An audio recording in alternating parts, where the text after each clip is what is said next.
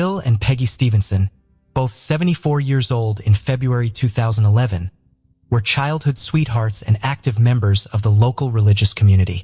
Bill was known for his work with the Truckers' Chapel Ministry at a truck stop, and Peggy was an organist at their church in the Oak Brook community of Kentucky. When Bill and Peggy failed to attend church services over Memorial Day weekend in 2011, family and friends immediately knew something was wrong. Their son-in-law went to check on them at their home in Florence, Kentucky, and found a very disturbing scene. Bill and Peggy had been stabbed and bludgeoned to death. In a strange twist, the assailants staged a bizarre scene in the house by posing the victims' bodies and rearranging items in every single room. Photos in the home were positioned in a way that suggested the killer liked certain people and disliked others, though investigators felt the scene seemed scripted. They believed the killer appeared comfortable in the couple's home, staying for hours after the murders. While law enforcement has not shared many details about the nature of the scene, Detective Coy Cox said he wouldn't call it a satanic ritual or sacrifice, but he believes the killer was trying to communicate something. The bodies were surrounded by odd items. There were symbols. There were items used at the scene to indicate strong feelings or opinions about the victims, Bill and Peggy, Cox said. Additionally, medical examiners were able to determine the exact time of death using a medical device in one of the victims. This revealed that one of the post-mortem injuries occurred at least 2 hours after the victim had already died. The scene was cleaned after the murders, and no weapons were found. However, officers were able to find DNA in several areas of the scene, locations that make them confident it belongs to the killer. Although the DNA was entered into Cody's, no matches have been found. It was also not suitable for genealogy or phenotyping, which could suggest that the DNA came from more than one person. There was no evidence of forced entry into the Stevensons' condo, and neighbors reported no suspicious activity. Like most condo communities, other homes were just feet away. Police felt confident about one suspect, the couple's nephew, Charles Steve Stevenson. In February 2013, Steve was arrested for the murder of a 67-year-old woman in Aurora, Indiana. That victim had been beaten with a frying pan and a pepper grinder found at the scene. However, the DNA from the Florence crime scene did not match Steve, and he was eliminated as a suspect. Detective Coy Cox has since visited more than a dozen states to follow up on tips, largely because Bill Stevenson had extensive contact with passing truckers. Cox has even reached out to psychics in hopes of a breakthrough, but so far, nothing has emerged. The Stevensons' children insist their parents had no enemies. Still, the crime scene has led investigators to believe the killer deliberately targeted the couple. They were loving, kind, humble, would help anybody that needed anything, their daughter Beth said. So, who killed Bill and Peggy Stevenson? Did Bill meet his killer through his truck stop ministry? Did these community volunteers help the wrong person? Why would anyone target such a beloved couple? These are the questions we hope will be answered soon. But as of today, this case remains unsolved. Before we dive in, don't forget to subscribe to our new channel, where we uncover captivating and chilling cold cases that will keep you on the edge of your seat. You won't want to miss the twists and turns we have in store. Let's continue. 6-year-old Kelly Holland Jr. went missing on February 12, 1982 from Knox County, Kentucky. The day that Kelly went missing, his school was canceled due to a heavy snowstorm that occurred the day before.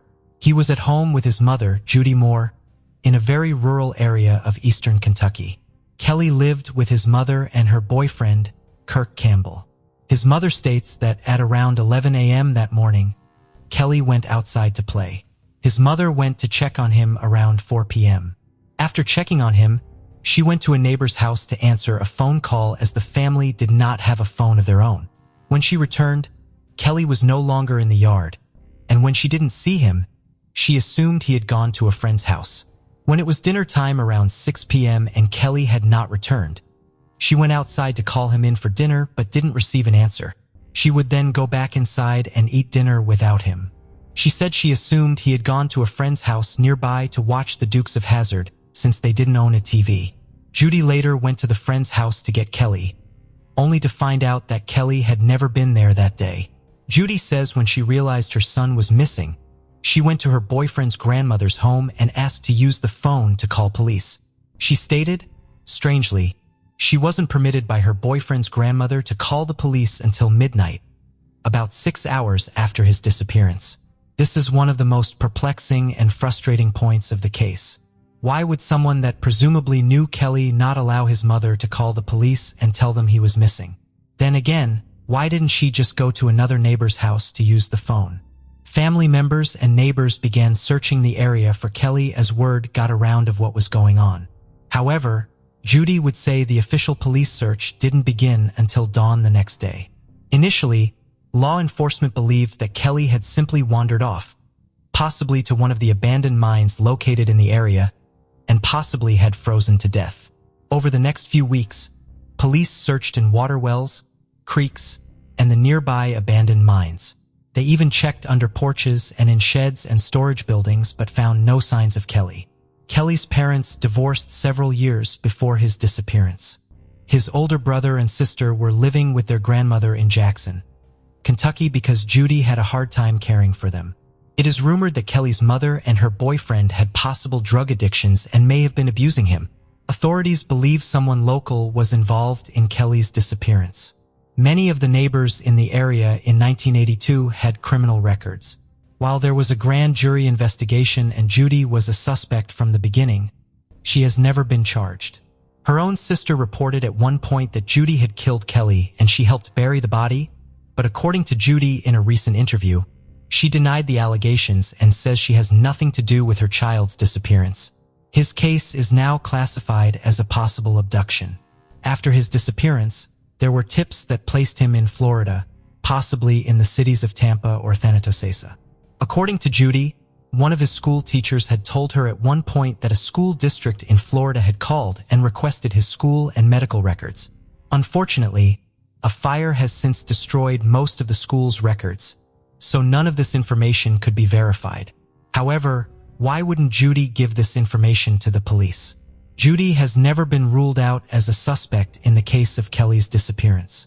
And at one point, investigators received a tip and dug up Judy's concrete porch looking for Kelly but found nothing.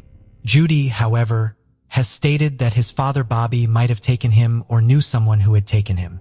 However, Kelly's father has since passed away. While the reported sightings in Florida have never been considered credible, if any of them are true, who would have taken him to Florida? It doesn't make sense for his father to be involved since he was living in Kentucky. At February 2010, Kelly's sister Margaret, who was 10 at the time of the disappearance, said that her aunt, who recently died, told the family about a letter she was leaving behind.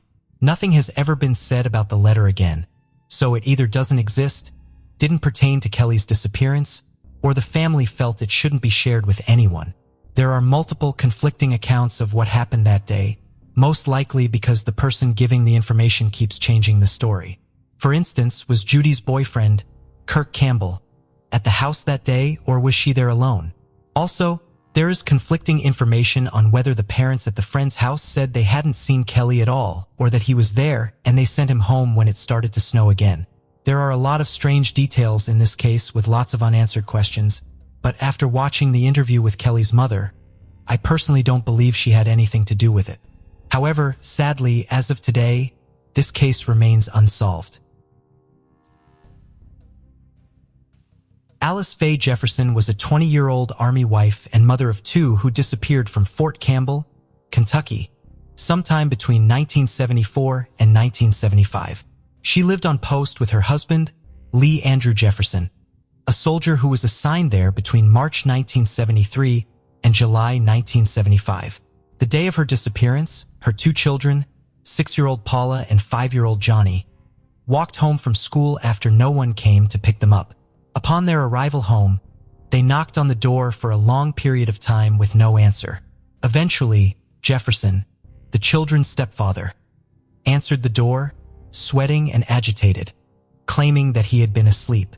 While Alice's car and clothes were still there, she was nowhere to be found. Lee claimed Alice had left and possibly gone to Nashville. However, he wouldn't let the children into their bedroom and made them sleep with him. A few days later, he packed some bags, loaded his stepchildren up, and dropped them off at Alice's parents' house in North Little Rock, Arkansas. That was the last time the children saw Lee. An official police report was not filed on this case until 2013, nearly 40 years later.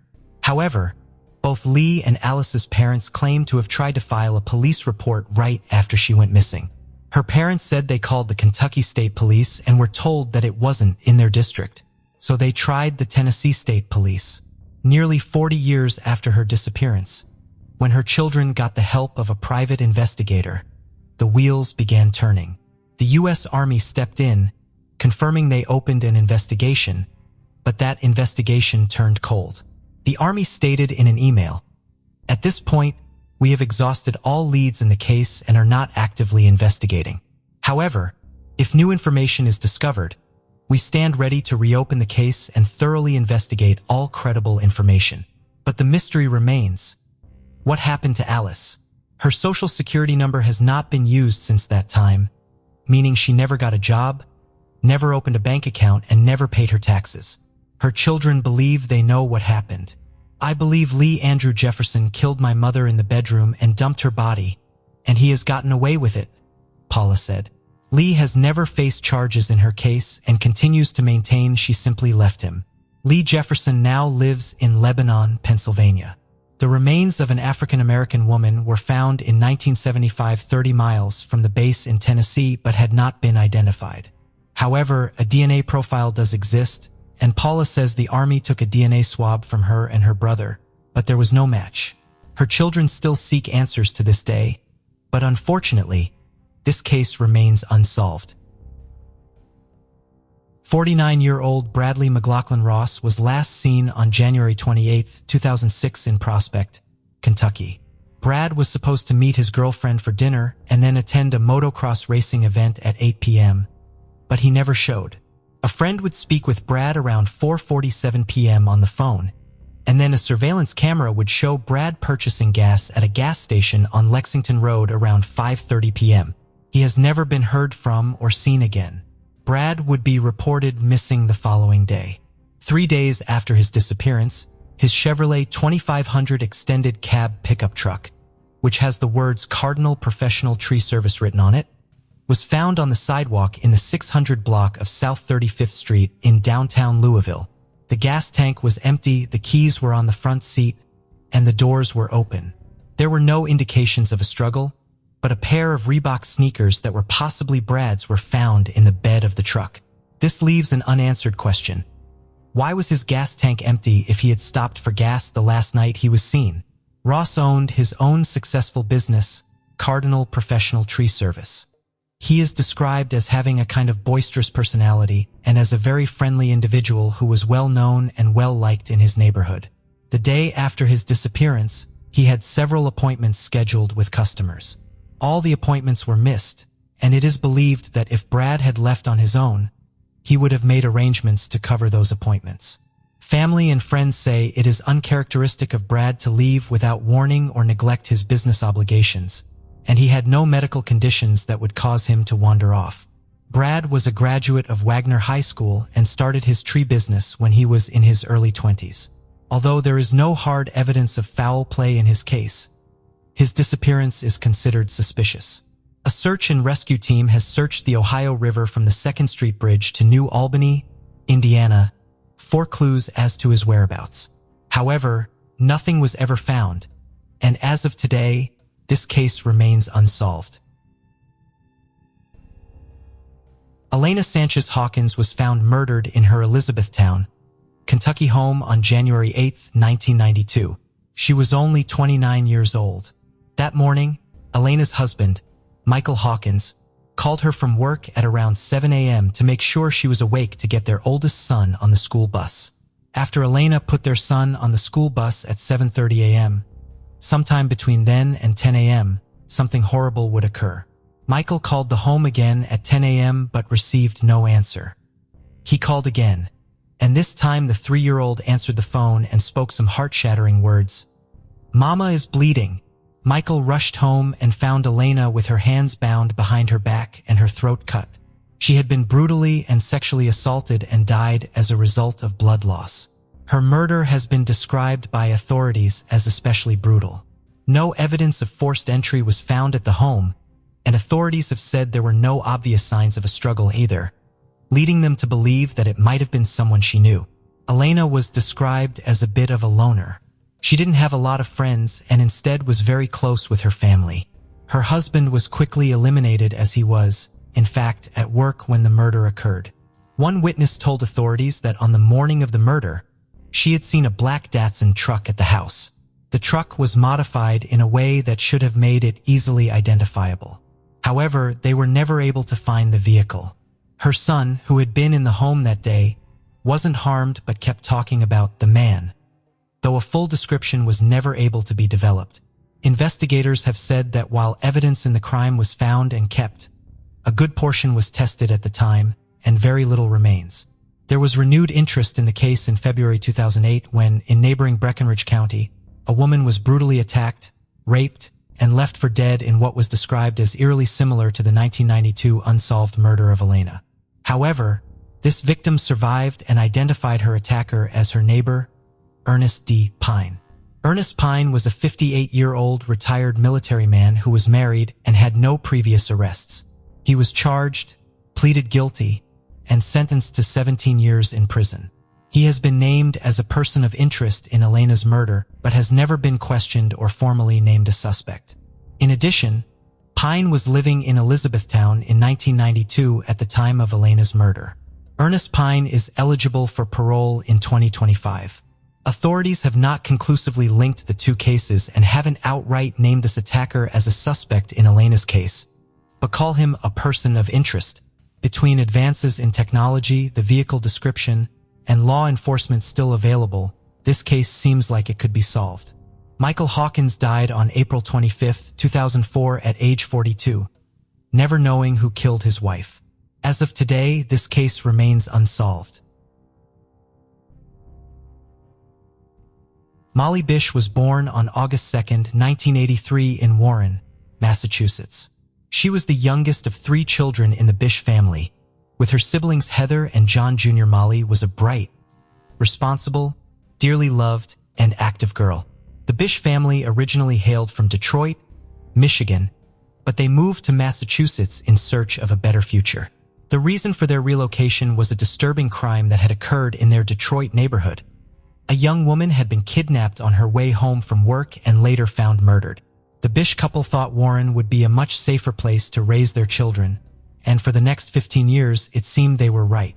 Molly, always seeking new activities, took a summer job as a lifeguard at Commons Pond in Warren. She was excited about the opportunity, as it had been her brother John Jr.'s former job, and he had requested that Molly be given the chance to continue in his place. Molly was fully committed to the job and wanted to perform it to the best of her ability to make her brother proud. On June 26, 2000, Molly's mother, Magi, accompanied her to the pond for her 7th day of work. When they arrived at the parking lot, Magi noticed a strange man sitting in a new white car, smoking a cigarette. His presence made her uncomfortable. She looked at him, but he didn't acknowledge her. Magi walked Molly to her lifeguard station and stayed a little longer, hoping the man would be gone by the time she returned to the parking lot. However, when she got back to her car, the stranger was still there. They locked eyes for several seconds. Fearing for Molly's safety, Magi waited in her vehicle for several minutes until the unknown man finally left. On June 27, 2000, Molly's 8th day on the job, she and her mother stopped at a local store just before 10 a.m. Molly purchased everything she needed for her shift. When they arrived at the isolated pond, surrounded mostly by woods, Magi dropped her daughter off. Molly hurried to her station since she was running a bit late. She quickly set up her chair, towel, and work equipment just after 10 a.m. Swimming lessons were scheduled to begin soon, and she wanted everything in order to welcome the children. The beach was officially open, but Molly was alone. It seemed everyone was running late that day. No houses overlooked the water, and the beach wasn't visible from the road, which ended in a dead end. In all directions, there were only trees. At 10 a.m., Sandra and her children arrived to set up camp, followed by other families. They looked around for Molly but couldn't find her at her workstation. That morning, Molly hadn't used her police radio, which was part of her daily routine. Besides the open first aid kit, there was nothing to indicate she had been active. Her shoes were neatly placed in front of her chair. When swimming lessons ended, one of the parents contacted the park commissioner to report that Molly had disappeared, as it was uncharacteristic of her to leave her workstation unattended. The park commissioner arrived at the beach shortly after 11 a.m., and at 11:44, he used his two-way radio to inform police that the young girl had not shown up. He also examined her personal belongings left at the scene. From that point onward, some irregular events occurred that raised suspicions. At some point between noon and the afternoon, the commissioner ran into John Jr. at a hardware store and, for an unknown reason, didn't mention that Molly had disappeared. Another irregularity was that police didn't contact Molly's mother until 1 p.m., 3 hours after Magi had dropped her off at her job. Part of the reason for the delay, according to some accounts, was the assumption that Molly might have gotten a ride to visit a friend, which seemed logical given her belongings were left behind.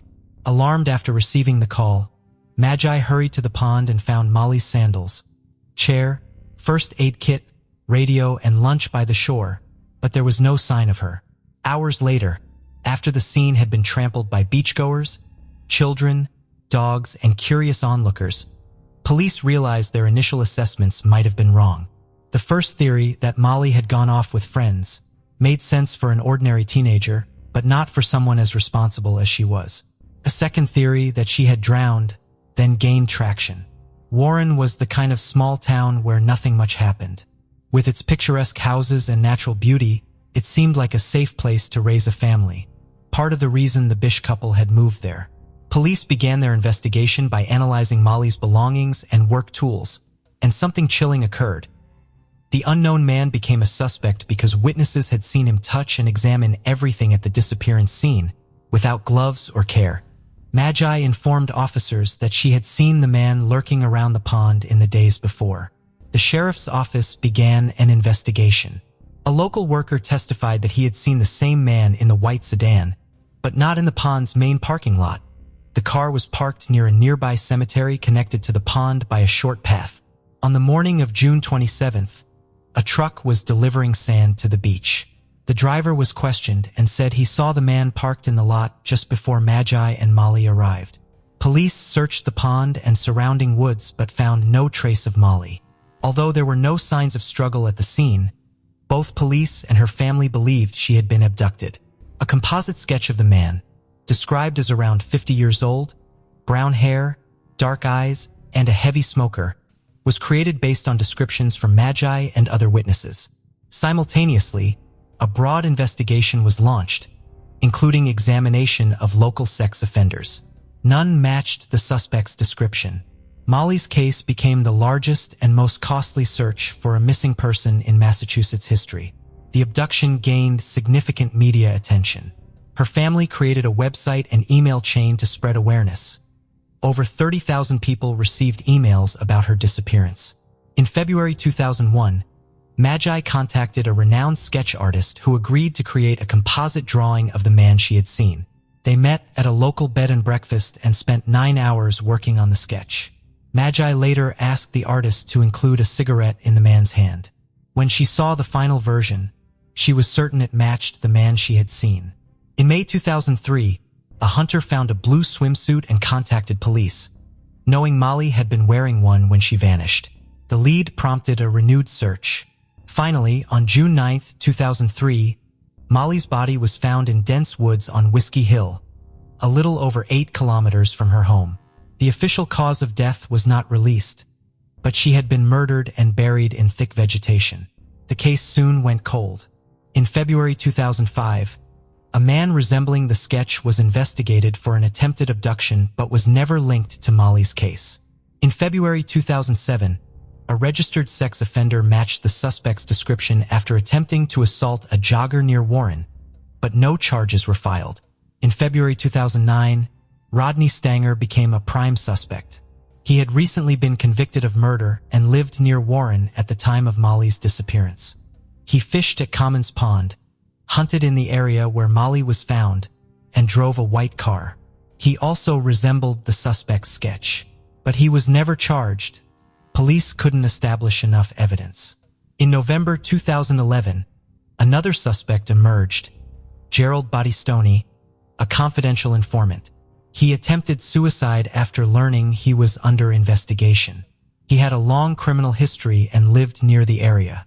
His DNA was tested in Texas, but he died in 2014 without being charged. In 2016, enhanced DNA testing was announced for 24 untested samples. A year later, investigators followed a lead to a campground, where the alleged abduction car was said to be buried. A new suspect had lived there and owned a similar car. A witness claimed the man had scratches on his face and said something bad had happened the night Molly vanished. The man denied involvement, and no charges followed. In 2019, more advanced testing was conducted. On June 3, 2021, Worcester County District Attorney Joseph Early announced that Francis P.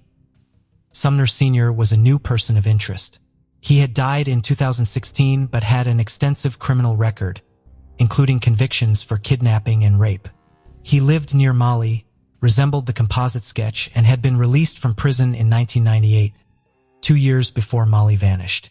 Police received corroborated tips linking him to the case. They obtained a DNA sample from his son, who was in federal prison, to help confirm a match. Heather, Molly's sister, stated that if Francis had been on the sex offender registry, he might have been investigated sooner. She believes authorities are doing their best with the information they now have. The Bish family hopes for a resolution after decades of pain. While Molly's killer has not yet been apprehended, the case remains open. As of 2023, a $100,000 reward is still being offered for information leading to an arrest and conviction. Molly's disappearance transformed her parents into advocates for child safety. Through their efforts, they hope to prevent other children from falling victim to predators. On December 18, 1996, a groundskeeper at the Pleasant Valley Memorial Park Cemetery in Annandale, Virginia, made a horrific discovery. In the infant section of the cemetery, the groundskeeper discovered the body of a white female aged anywhere between 50 and 70 with auburn or red curly hair. The woman was laid out on a plastic sheet with a small 8-inch Christmas tree that was decorated with gold balls and red ribbons. As she remains unidentified, many have taken to calling her the Christmas Tree Lady or the Annandale Jane Doe. The Fairfax County coroner discovered that the woman had taken her own life just hours before she was discovered. She had a blood alcohol level of 0.14 from drinking brandy and was also found to have taken Valium. The victim had 2 empty juice bottles and a new roll of masking tape in her backpack. At the time of her passing, she was listening to a cassette tape of The 2,000-Year-Old Man, which is a dark comedy by Mel Brooks and Carl Reiner. In her backpack, she also had 2 cassette tapes, Monty Python and the Holy Grail and Jeff Foxworthy's You Might Be a Redneck. She had placed a plastic bag over her head and tied it off with tape, which caused her to suffocate. The Christmas Tree Lady left little information behind, and she made it clear she did not want to be identified. On her person, she left a note saying, "Died by own hand. Prefer no autopsy. Please order cremation with funds provided. Thank you, Jane Doe." Enclosed with the note were 2 $50 bills, one intended for the coroner and one for the cemetery. A typed note in her possession read, "Now I lay me down to sleep, soon to drift to the eternal deep. And though I die and shall not wake, sleep sweeter will be than this life I forsake." As she was found in the infant section of the cemetery, many have speculated that she was the mother of one of the deceased children. According to reports, Jane Doe was not laid in front of any specific grave but in an open area. Most of the headstones nearby where she was found were fairly recent. She had no receipts in her pockets for investigators to trace her movements. The site would also probably not be known to drifters. Her fingernails were painted red, and a pair of bifocal glasses was found near her body. She was 5 feet tall, 157 pounds, with an 8-inch scar on her stomach, possibly from a C-section. Dentals, fingerprints, and DNA are available. However, as of today, her identity still remains a mystery. Brittney Renee Williams was an adorable 7-year-old girl who went missing around February from Henrico, Virginia. Her mother, Rose Thompson, discovered she contracted AIDS 3 months before giving birth to Brittney and passed the deadly disease to her daughter. During the first few years of the child's life, she was often in foster care due to Thompson's chaotic lifestyle. Brittney's mother signed custody over to a woman named Kim E. Parker right before she died of AIDS in 1996. Parker ran a charity that provided long-term care for kids with AIDS and other serious medical conditions. Parker was using the donations, Social Security, and Medicaid benefits to live off of and was not taking care of the children properly. Visitors to the house noted it was filthy, and multiple people who knew Parker repeatedly reported her for child abuse and neglect, but nothing was ever done. The last person besides Parker to see Brittney was a doctor whom Brittney visited in August 2000. Around that same time, Parker asked Brittney's aunt, Brenda Martin, to take the child, saying she was troublesome and had lived longer than she had expected her to, and she couldn't handle her anymore. Brittney's aunt declined, saying she couldn't handle the girl's medical needs. Within 2 days, Parker was saying that she'd given Brittney to 2 women in California. This went on for years, and despite numerous court appearances, there was no follow-up done to find the actual whereabouts of Brittney. Brittney's aunt wanted to keep in touch with her, but Parker refused to provide contact information for the women. In November 2000, Parker was arrested for truancy because Brittney had not returned to school for the 2001 to 2002 school year. She told the judge that Brittney was no longer in her custody, and the charges were dismissed. She told the same judge that Brittney was living with relatives, and there was no follow-up from the court. Parker continued to collect the child's $500 monthly benefit check from the Virginia Department of Children and Families until February, using the money to renovate her home. In January 2003, custody of Brittney was given to the local social services department, and they were ordered to find her. The police opened a missing child case. Parker protested that she could not tell what she did not know. In March 2003, investigators located the 2 women Parker said she gave Brittney to. They were both volunteers with Rainbow Kids Incorporated and had been planning to have Brittney visit them in California, but the plans had not been finalized by the time she disappeared, and she never came to see them. Neither of them had ever had custody of Brittney or knew where she was. Brittney was described as a bright and sensitive girl. Her aunt spent a lot of time with her niece. She states she was caring and concerned about things with her AIDS. She dropped a plate and cut her hand. I went to help her and she said, "No, you can't do that because of the blood. I'll take care of it." In April 2003, Parker was indicted on 73 felony charges, mostly fraud and money laundering, relating to Brittney's case. Authorities alleged she accepted over $16,000 from private individuals and the government for the care of Brittney when the girl was not living in her home and that she illegally attempted to conceal the sources of the money. Parker pleaded guilty to 1 count of mail fraud and 1 count of wire fraud in July 2003. She was then charged with 3 counts of medical assistance payment fraud for allowing Brittney's Medicaid payments to continue needlessly. Medicaid paid about $8,000 in insurance premiums for Brittney after she left Parker's care. In May 2003, authorities thoroughly searched Parker's home and drained her septic system looking for Brittney's remains or any sign that she had died there. Her Social Security number and Medicaid insurance card have not been used in any state since her disappearance. Investigators believe she is no longer alive because, without using her Medicaid benefits, she would have had no way to get the medicine she needed to sustain her life. Brittney remains missing, and as of today, the case remains unsolved.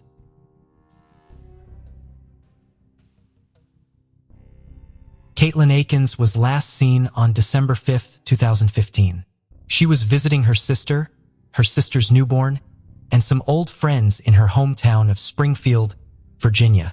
She had a flight scheduled that day at 5:40 p.m. from Reagan National Airport to her home in Arizona, but she never made it. Caitlyn needed a ride to the airport, but her sister Gabby was busy with the baby, and her mother had to be at work before 10 a.m., so she agreed to get a ride from her former stepfather, James Brenton. Lisa dropped Caitlyn off at James's house in Partlow, Virginia, at 9:20 a.m. Lisa reminded James of Caitlyn's flight time and then left. James had to be at work at 3 p.m., so he intended to drop her off early. This is where things start to get very strange. At 11:56 a.m., Caitlyn's fiancée, Amber, received a text message that read, "Something came up. I'm not coming back today. I'll let you know when I get a new flight. I won't be able to text for a bit." At 1:52 p.m., James sent a text to Lisa telling her that he had dropped Caitlyn off and followed up with more details, saying, "I dropped her at the Springfield metro station. She was going to take the metro to the airport since there is a stop at Reagan." According to James, Caitlyn wanted to spend some time at a mall before going to the airport, so he dropped her off at the Springfield town center. The story goes she was going to walk from the mall to the Franconia Springfield metro station and take a train to the airport. Lisa was very concerned about this plan because Caitlyn had not been on the metro since she was a child, and Lisa felt it was odd for James to agree to this request. Then, strangely, Lisa received a text message from Caitlyn 8 minutes later saying, "I'm at the airport, battery dying, so won't be able to text for a bit." How is this possible if she was dropped at the Springfield town center at 1:52 p.m.? It takes a total of 19 minutes to go from the Franconia Springfield station to Reagan National Airport. The only explanation might be that James didn't text Lisa right away. But why did Amber receive a message 2 hours earlier saying Caitlyn wasn't going to make the original flight? Initially, Lisa was relieved to hear from Caitlyn, but that quickly faded when Amber called her and informed her of the earlier text she received about taking a later flight. Lisa then tried calling and texting Caitlyn but didn't hear back until 7:15 p.m., which was well past the time of her scheduled flight. The text message she received read, "I'm staying with a friend. I need some time alone." Shortly thereafter, Amber received a final message from Caitlyn sent on Facebook, "I can't come back. I cheated on you." All further attempts to get in touch with Caitlyn went unanswered until finally, her phone simply stopped ringing. The biggest find in the case was made 2 days later, on December 7th, by a road crew worker. In a drainage ditch in the 6600 block of River Road near Fredericksburg, about 44 miles away from the Springfield metro station, they found Caitlyn's blue suitcase. It was roughed up and missing a wheel, according to police. It was clearly thrown out the window of a moving vehicle. Inside were Caitlyn's wallet, cash, debit cards, and plane ticket home. Her phone, clothes, and high school diploma, which she needed for her cosmetology school, were missing. Did James drop Caitlyn off at the Springfield Mall? Initially, the police said they were able to corroborate this claim, but later they said they needed to look further into it and tighten up the timeline. There is no evidence, neither surveillance footage nor witnesses, that places Caitlyn, James, or his vehicle anywhere near Springfield Mall or anywhere else for that matter. Investigators also found that James, who had told Lisa that he had to drop Caitlyn off earlier because he started work at 3 p.m., never went to work that day. He called in and said he wouldn't be coming. When searching his house, police found a password-protected phone, but James has repeatedly refused to provide the password. He also has refused to take a polygraph test. Still, despite an extensive search of his house, vehicles, and other belongings, no physical evidence was found connecting James with Caitlyn's disappearance. Authorities do not believe she left on her own accord, and they were able to prove that James never dropped her off at the mall like he said he did. The police investigated location data from the phones of James and Caitlyn. At 1:52 p.m., when James texted Lisa that he had dropped Caitlyn off at the Springfield Mall, his phone pinged near his home. At 2 p.m., when Caitlyn texted Lisa that she was at the airport, her phone pinged from the area surrounding James's home, 30 miles away from the Springfield metro station. And when the final text was sent from Caitlyn's phone at 7:15 p.m., it pinged off a cell tower in Stafford, less than 15 miles from where her luggage was found. Caitlyn had allegedly confided in her closest friend, Kevin, telling him that James had been verbally abusive when she was growing up. However, he didn't know of any physical abuse that had occurred. He also said that the night before her disappearance, Caitlyn had gotten drunk with friends who forced themselves on her. The following day, she told Kevin in a message that she felt very guilty about it. Caitlyn is considered missing under suspicious circumstances, and as of today, this case remains unsolved. 22-year-old Shane Donahghue was last seen leaving his parents' house in Nokesville, Virginia, on March 22, 2010. He was with his friend Timothy Hickerson and left in a Hickerson Brothers electric box truck. They were supposed to be going to Shane's home, which was very close to where his parents lived. However, after leaving his parents' house, he was never heard from again. Shane was the middle child of parents Brian and Donna Donahghue and generally had dinner with them just about every night. He also always made a point to call his parents every single day, so they definitely knew something was wrong when he stopped answering his phone. Timothy, the friend Shane was with on the evening of March 22nd, was a member of a well-known family in the Nokesville area. They owned the Hickerson Brothers Electric Service Company. However, even though they ran a decent business, Timothy had trouble with the law. A year after Shane's disappearance, he would be charged and sentenced to 4 years in prison for breaking into 2 gun stores and stealing from a third.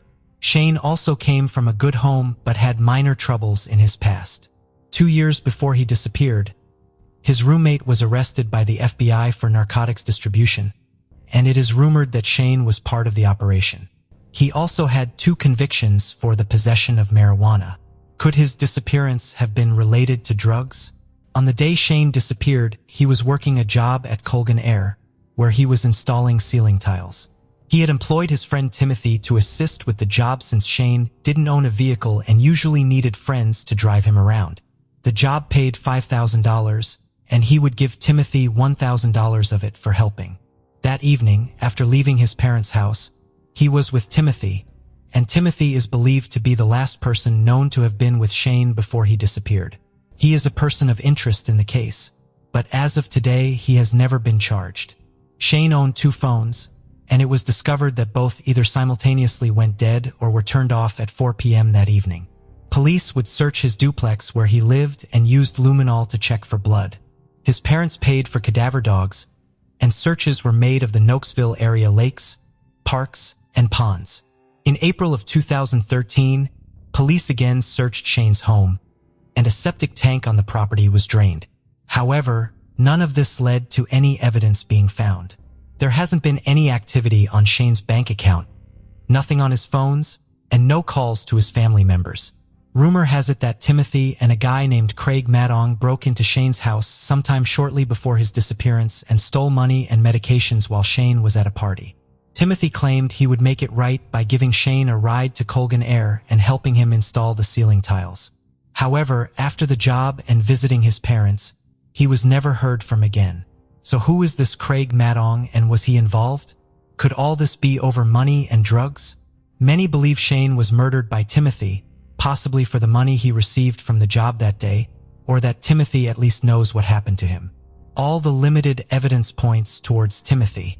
However, without a body, there doesn't appear to be enough to charge him. At this point, and after so many years, both Donna and Brian believe Shane is most likely deceased and have already purchased a burial plot for him. As of today, the case remains unsolved. Sweethearts Heidi Lynn Childs and David Lee Metsler were Virginia Tech sophomores from the Lynchburg area who were shot to death on the night of August 26, 2009. They were 18 and 19 years old, respectively. The two met in high school and had dated for 4 years, continuing their romance at Virginia Tech. Heidi was majoring in biochemistry and David in industrial systems engineering. Heidi was a devout Christian and reportedly had a strong Christian relationship with Metsler. 2. On the summer evening in August, David told his friends that he was going to take Heidi on a special date. David was going to have a bonfire, play songs on the guitar that he had written for her, and chill at Caldwell Fields, a popular hangout for tech students which is located about 15 miles from campus. Heidi told her roommates she wouldn't be gone too long because she had homework. The couple took the guitars they played together during Heritage Baptist services and left Heidi's apartment around 8 p.m., heading to the idyllic campground in Montgomery County. The area has no phone service and little to no people on most days. About 8 a.m. the next morning, a man walking his dog found the teens' bodies in the recreation area's parking lot on Craig Creek Road. David was inside his Toyota Camry and Heidi was on the ground outside. Investigators have not said how many times or where either was shot or released many other details about the killings. Since then, investigators have remained unable to point to a motive, saying the shootings were likely random. On the third anniversary of the homicide in February 2012, Sheriff Tommy Witt revealed that his detectives had found DNA evidence at the scene that possibly belongs to the killer. Many people who live in or frequent the area have had their DNA tested, but so far no match has been made. No one really knows who was there or what exactly happened that night. Detectives said the shooter took Heidi's purse containing her cell phone, camera, Virginia Tech lanyard, ID, and credit card. The items are still missing to this day. In February 2009, police brought in recruits from the New River Criminal Justice Training Academy to help search for more clues about the couple's slaying at Caldwell Fields.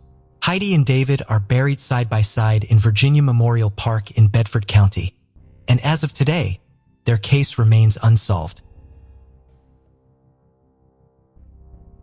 Natalyia Lorena Silveira Alfonso came into this world on December 31, 1995, in the country of Paraguay. She was raised by her mother, Rosa Alfonso, and they were a close-knit family that always supported each other. During her teenage years, Natalyia's life took a challenging turn when her father was diagnosed with a terminal illness.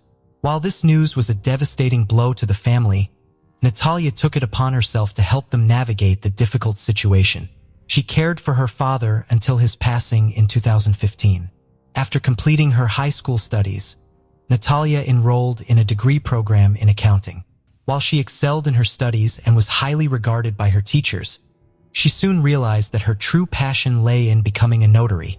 In 2016, she switched her major to law, aspiring to become a lawyer. However, her educational pursuits were interrupted when she became pregnant by her then-partner. Their daughter was born healthy and Natalyia adored her from the moment she arrived. But her relationship with her partner was not going well, and she had to move back in with her mother due to financial constraints. Financial pressures forced Natalyia to leave university and find work. Concurrently, she began taking courses in makeup and hairstyling, always eager to learn something new. By 2018, Natalyia was 22 years old and had resumed her second year of law school. She managed to balance her studies with work and became the main provider for her family. Her daily routine involved attending classes, going to work, and returning home to be with her daughter. During her daughter's bedtime, Natalyia would dedicate herself to her studies. Despite her busy life, Natalyia found time to spend with her friends and even ventured into dating. She informed her potential romantic interests that she wanted to take things slowly, given her past experiences. On April 10/38, Natalyia said her usual morning goodbyes to her mother and daughter. It was a Friday and she looked forward to meeting her friends after work. She promised to return later that evening, but this promise would remain unfulfilled. As hours passed, Rosa began to worry about her daughter's absence. She tried to reach Natalyia on her phone, but received no response. In the early hours of the morning, Rosa received a call from an unknown number. She answered and it was the police.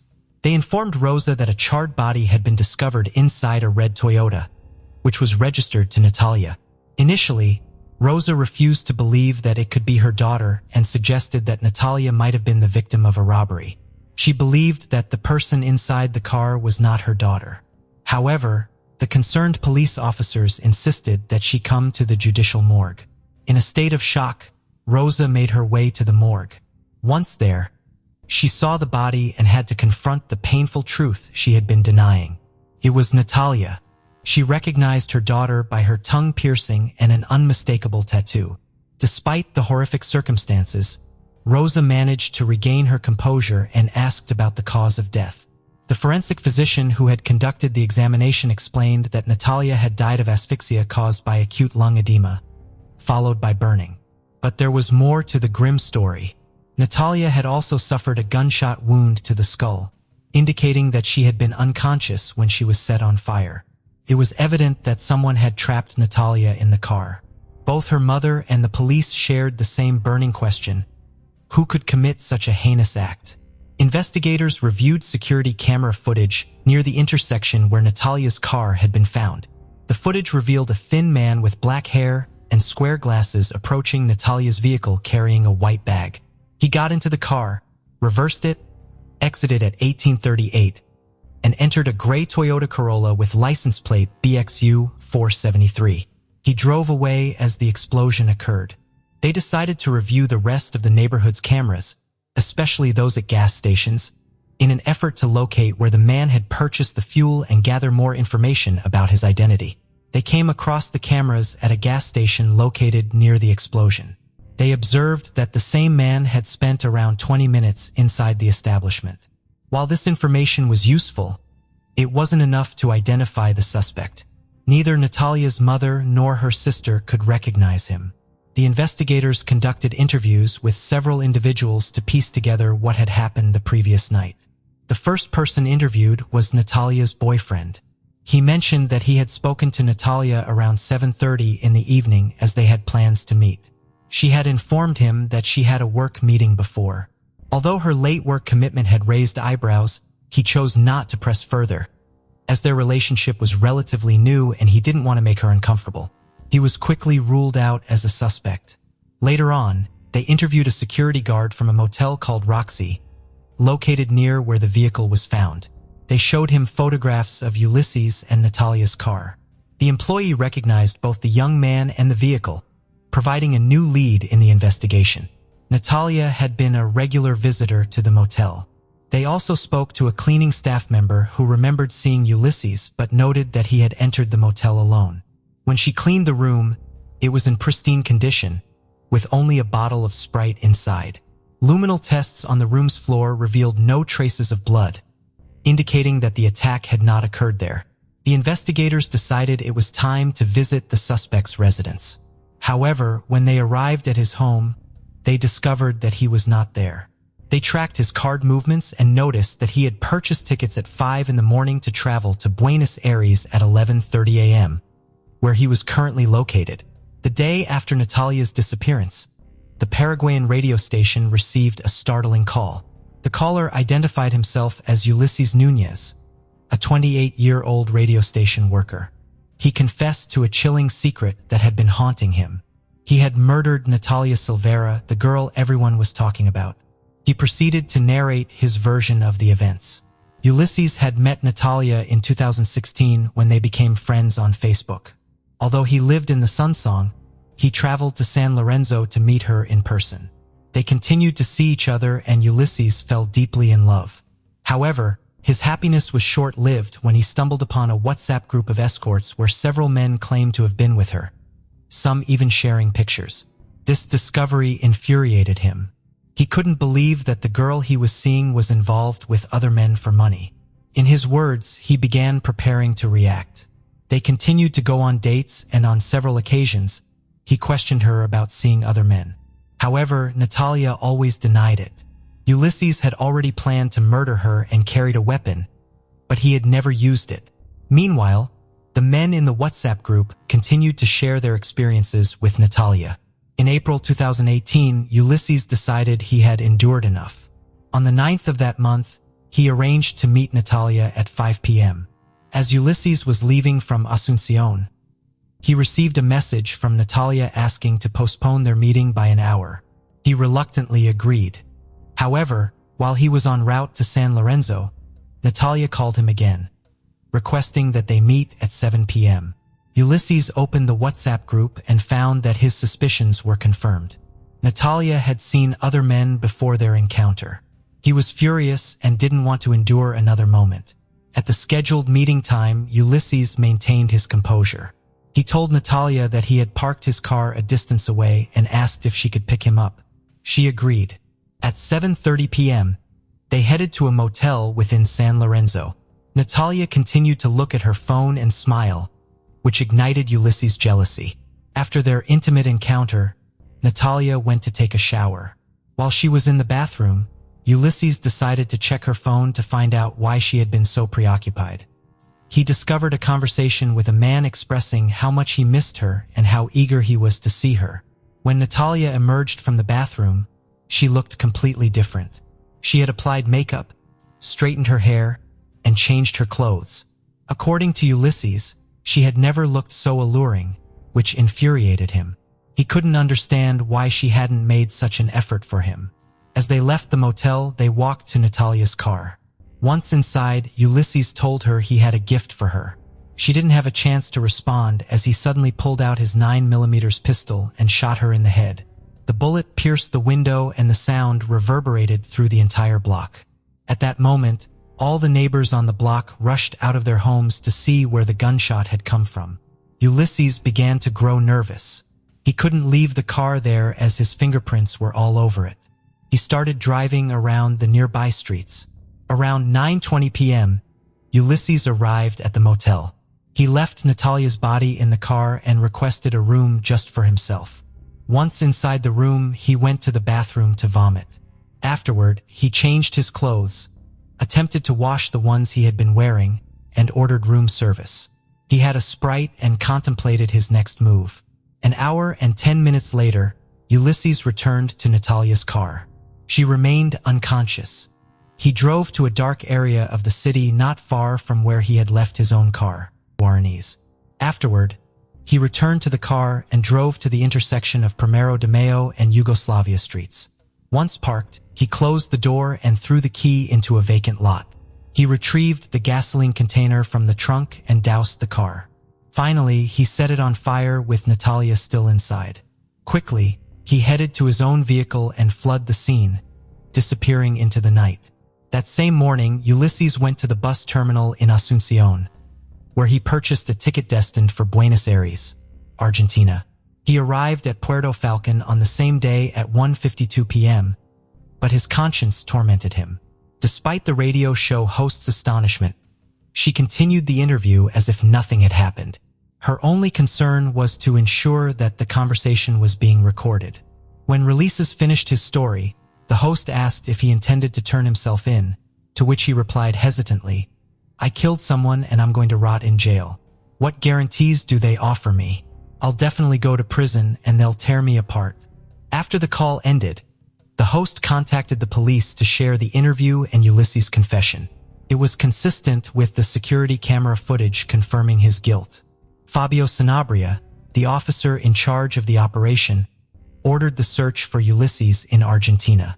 The search didn't last long, as on the 14th of the same month, Ulysses requested to speak with the head of public relations for the police and asked her to come to the primary zone of Puerto Falcon.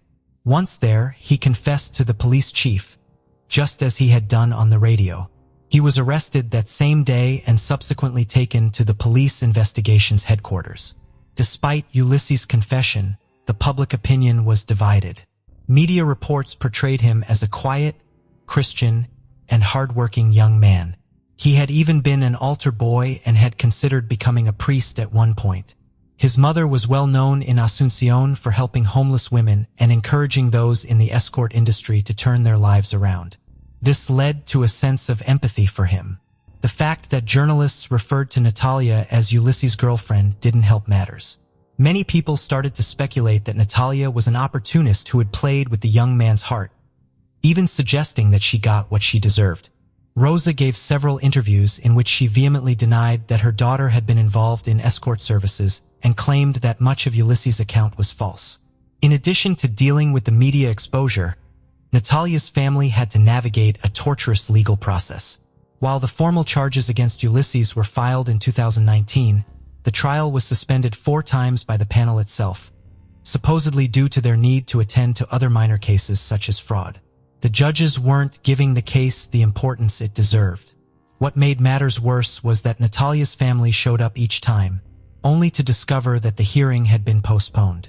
They were informed that their daughter would spend more days without justice, and the wound in their hearts grew deeper. The COVID-19 pandemic further delayed the process. It wasn't until December 9, 2021 that the trial finally began. The sentencing tribunal agreed that there was sufficient evidence showing that Ulysses had shot Natalyia before locking her in the vehicle and setting it on fire with her inside. They indicated that he was completely obsessed and had acted alone. Ulysses, through his lawyer, went so far as to apologize to Natalyia's family and all women who might have identified with her. However, the defense employed the narrative that had resonated in the media. They claimed that Ulysses was a diligent and hardworking young man who had made a mistake. They requested a sentence of only 10 years, much less than what is typically imposed for such cases. This caused a complete outrage from Rosa and others who argued that Natalyia was also diligent and hardworking, but hadn't committed any crimes. Despite the defense's attempt at manipulation, the Criminal Appeals Court sentenced Ulysses to 30 years in prison for Natalyia's case. The defendant's attorney filed an appeal, arguing that the evidence was insufficient and requesting a new trial or even his client's acquittal.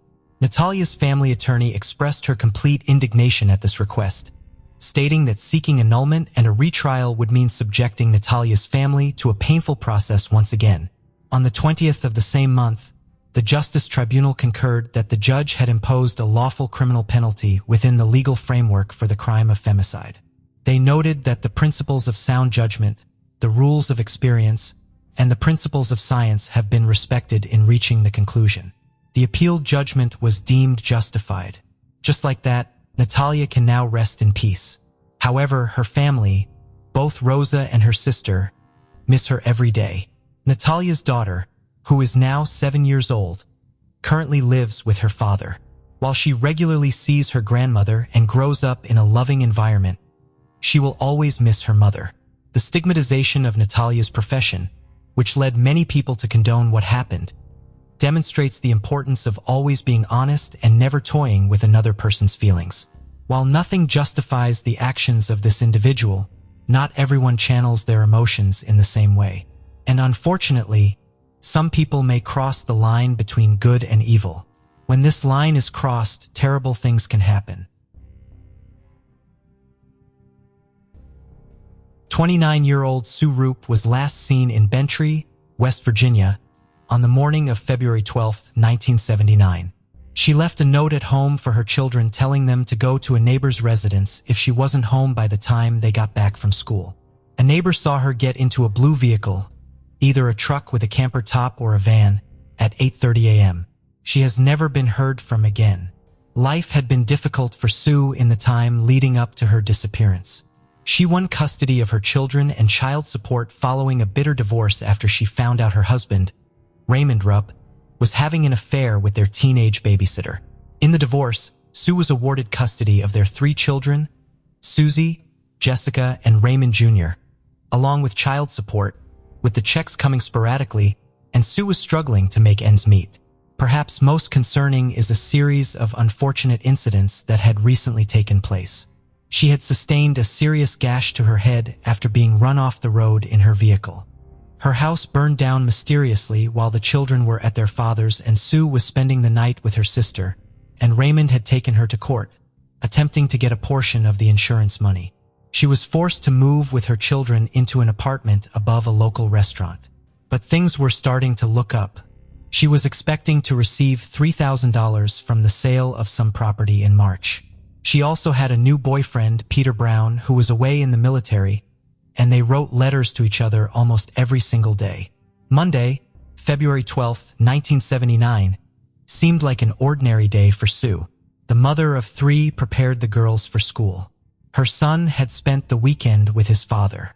Sue promised the girls that she would pick up Valentines and they would make Valentine's Day boxes that evening.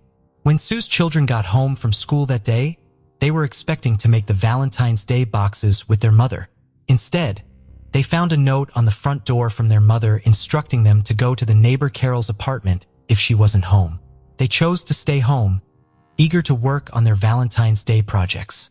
Eventually, their father, Raymond, arrived, and according to sources, he suspiciously told them that their mother had abandoned them. Other members of the family were eventually alerted of Sue's disappearance. When they came to search the apartment, they found her purse and clothes, along with a money order from Peter. Raymond later said he stopped by the house to pay some back child support as he had just gotten his income tax return. When Sue did not return by Valentine's Day, her father, Eugene McMillian, filed a missing person report with the Gauley Bridge Detachment of the West Virginia State Police. Raymond stated he last saw her on February 10th, 2 days before her disappearance, when he picked up their son for the weekend. In April, the McMillian family turned over a series of letters to the police that Sue had written to Peter. The letters indicated some troubling information. She wrote that Raymond was 3 months behind in child support, and she planned to take legal action, but that she was very afraid of him. She also said someone had forged 2 checks on her bank account, and she knew who had done it and planned on confronting them. After his divorce from Susan, Raymond had married Christina Hudnall, the babysitter he had been unfaithful with. However, the marriage wouldn't last and they would later divorce.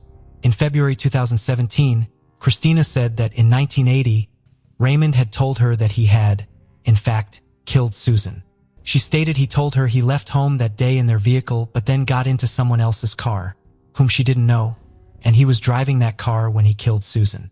For the next 3 decades, Raymond was tried and convicted of a variety of crimes, including the murder of 71-year-old Charles Wood, breaking and entering, possession of a firearm, drug possession, and grand larceny. However, police were never able to prove any involvement in the disappearance of Sue. 9 years later, Sue's family had her declared legally dead.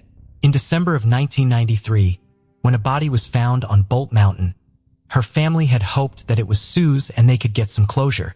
Detective Steve Tanner began his attempt to match the skeletal remains and the articles found with it with descriptions from missing persons reports. The more he learned about the body, the more he became convinced that the remains were those of Sue.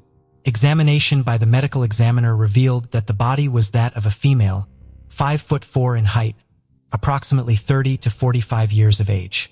Sue was 29 years old and 5'1" at the time of her disappearance. The hip-hugger pants and platform shoes found with the body were indicative of the 70s style. Family members recall that Sue wore a gold ring with a small diamond. The body discovered on Bolt Mountain was found with a gold ring bearing a 1/8 carat diamond. Tanner was convinced that the watch found with the Bolt Mountain body provided one of the strongest links to Sue. The watch was distinctive in that it had a gold face and an undersized silver band. A confidential source had identified the watch as belonging to Sue but would not make an official statement due to fear of the killer. To confirm the link, Detective Tanner transferred a photograph of Sue wearing her watch and the watch from the body to the FBI, asking if it was possible to determine if it was the same watch that Sue was wearing.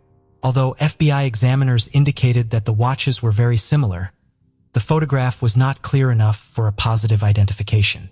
However, the body matched in gender, race, size, age, and clothing and jewelry were in the right style, but he had nothing that he could take to court to prove that the body on Bolt Mountain was that of Sue Roop.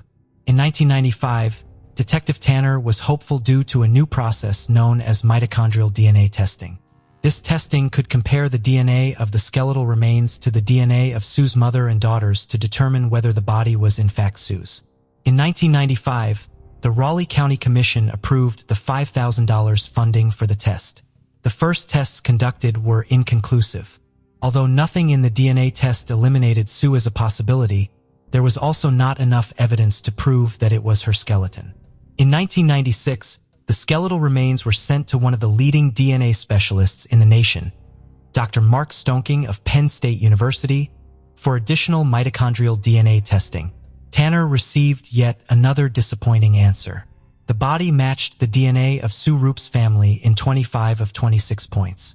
Dr. Stonking felt that the mismatch on the 1 point could be attributed to contamination or other factors. Dr. Stonking made the following recommendation in his report.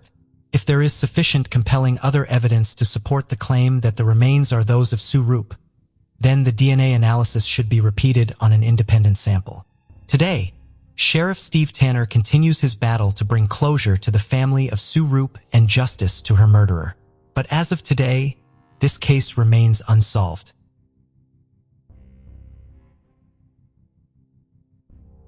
On June 2, 1987, Norma and Jeff Hensdall picked up their daughter Tammy Daniel outside the El Cid Club in Beckley, West Virginia, at around 3 a.m. They drove Tammy to her home in Stanford, West Virginia, and dropped her off after trying to talk her into staying the night with them. However, they heard what sounded like a door closing, and they looked around the yard and couldn't find Tammy, so they assumed Jean had woken up and let her in. They left and never saw their daughter again. The next day, Tammy's parents went back to her home, and she was gone. Jean said he had asked her to leave, and he didn't know where she was. For days later, when no one had heard from Tammy, her parents reported her missing. Jean had borrowed a vacuum from a neighbor on June 3rd, after Tammy's disappearance. When he returned it, it had a foul smell, and there was a sticky substance on it. The police took the vacuum for testing and determined it was blood-stained, and the blood was Tammy's type. When they searched Jean and Tammy's home, they found a stain on the bedroom carpet and possible blood on the carpet padding and the floor underneath. Jean could offer no explanation on how it got there. Jean has always maintained his innocence in Tammy's disappearance and said he thought she left of her own accord. In January 1989, Jean was convicted of murdering Walter Morgan in a July 1988 shooting. He admitted to the shooting but claimed self-defense at the trial. He served a prison sentence and has since been released. Jean was indicted for Tammy's murder in the 1990s. However, the indictment was dismissed for lack of evidence. There was also another problem with the case. Fred Zane was the lead serologist, which is a bodily fluid scientist, at the time of the case. Zane eventually became known for using flawed methods in testing bodily fluids, and it was eventually discovered that he misstated evidence, falsified lab requests, and reported impossible results to the courts. So even if Jean was convicted, they could use Zane's flawed methods as a way to have the conviction overturned. In the months prior to Tammy's disappearance, she'd been photographed with blackened eyes and had to undergo a splenectomy to remove a damaged spleen. Tammy has never been found, but foul play is suspected in her case due to the circumstances involved. She has since been declared legally dead, and as of today, the case remains unsolved.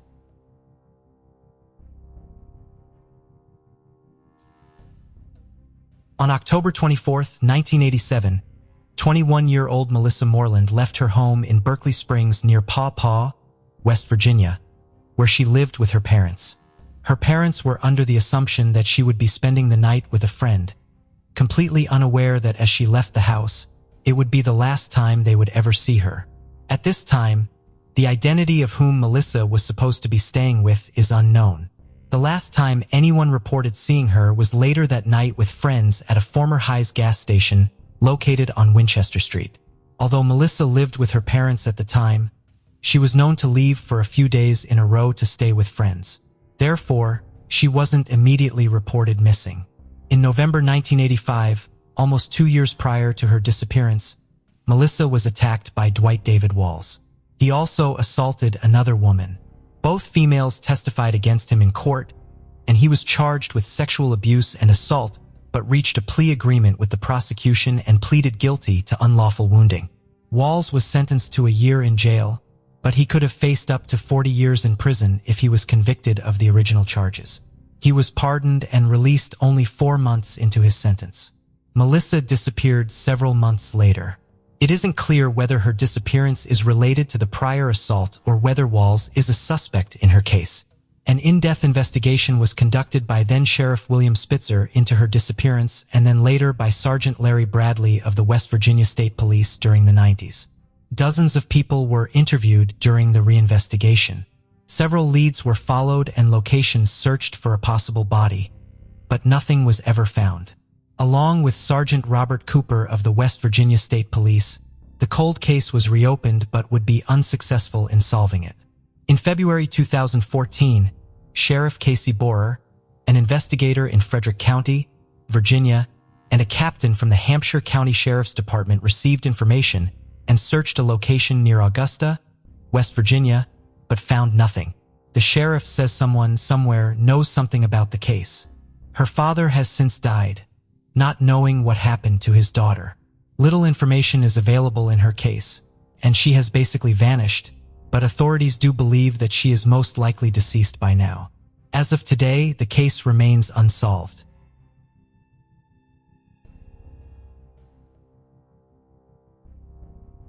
"24-year-old Luke Stout went missing on July 18, 2012 after leaving his home on Hickory Flat Road outside of Buchanan, West Virginia.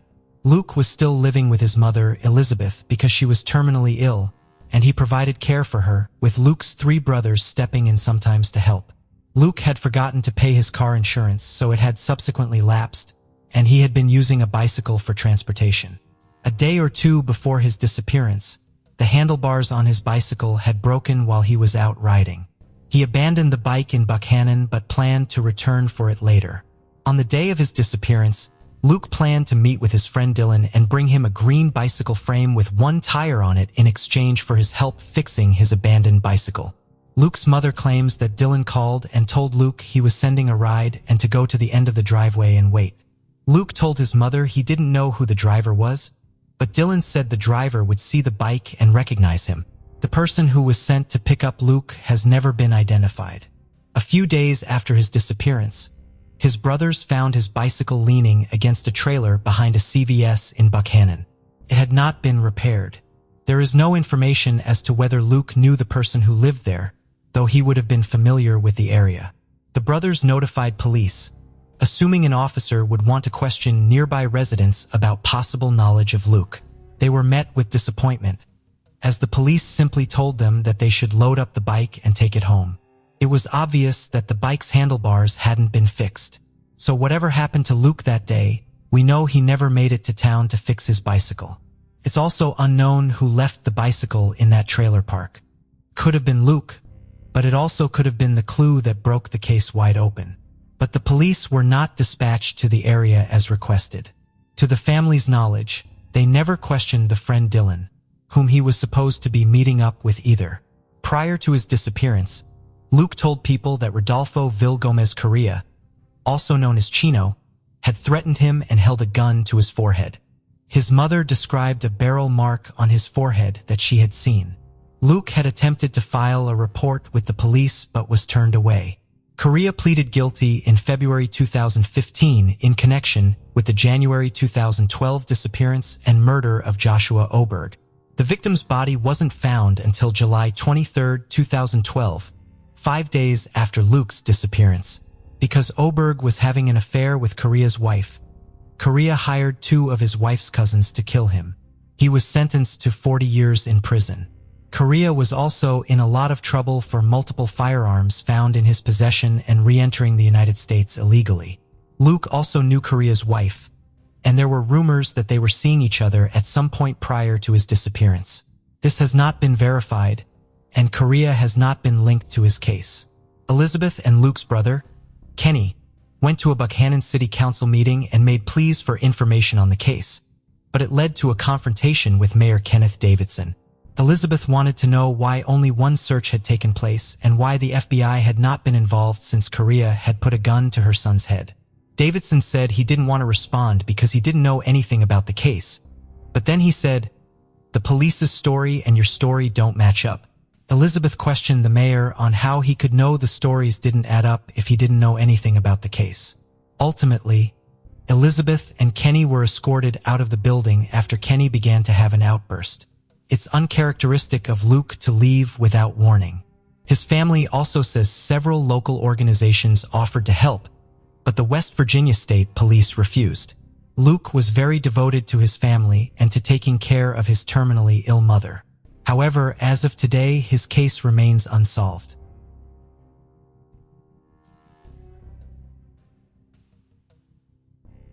"15-year-old Michael Allen Dillard was last seen on January 12, 2018 helping his mother carry in wood at their home in Calvin, West Virginia at 4:30 p.m. He ran behind the house and has never been heard from again. He was carrying only $2, and he left his cell phone behind. Michael's older sister, Brittney, stated that on January 10th, 2 days before his disappearance, her brother said he was having the best day of his life. He had hung out with a friend, gone to church, and was in a really good mood. The next day, Thursday, the good mood continued. But by the time he came home from school on January 12th, he seemed depressed. He and his mother went to his sister's home a few miles away, but he would barely speak to her. When he and his mother returned to their house, and after helping carry things inside, he suddenly ran behind the house without saying a word and never returned. Within a few minutes, his mother called his father to come home, and by 5 p.m., they had called police to report him missing. Sergeant Bruce Clendenin with the West Virginia State Police said that officers responded to the Dillard's house right away. There was a storm coming, and they knew they only had a few hours until it was too dark to see. The overnight temperatures in the area dropped to 22 degrees below zero, and it was raining and foggy. Michael's family looked for him all night but never found him. Police searches using helicopters, dive teams, bloodhounds, and search crews turned up empty. Although a week and a half had passed, Michael's jacket was found about 300 yards from his house. Private investigator John Bonazzo said, "The jacket that was found concerns me. It could have either been planted there later because that area had already been searched, or there's also a phenomenon called paradoxical undressing that occurs during hypothermia where people start to undress because the body tricks you into thinking." Bonazzo said hypothermia is definitely a possibility in this case because of the harsh winter weather conditions that night. Michael had suffered from severe depression in the past and spent almost a year in a treatment center for his condition. He was released from the treatment facility on December 19th, only 3 weeks prior to his disappearance. Some agencies classify Michael as a runaway, but his family still seeks answers. As of today, this case remains unsolved.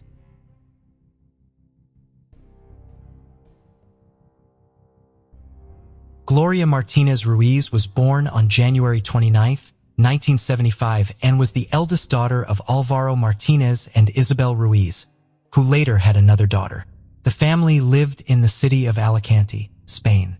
Gloria had brown wavy hair, a slender build, and some minor vision problems, but nothing serious enough to affect her daily life.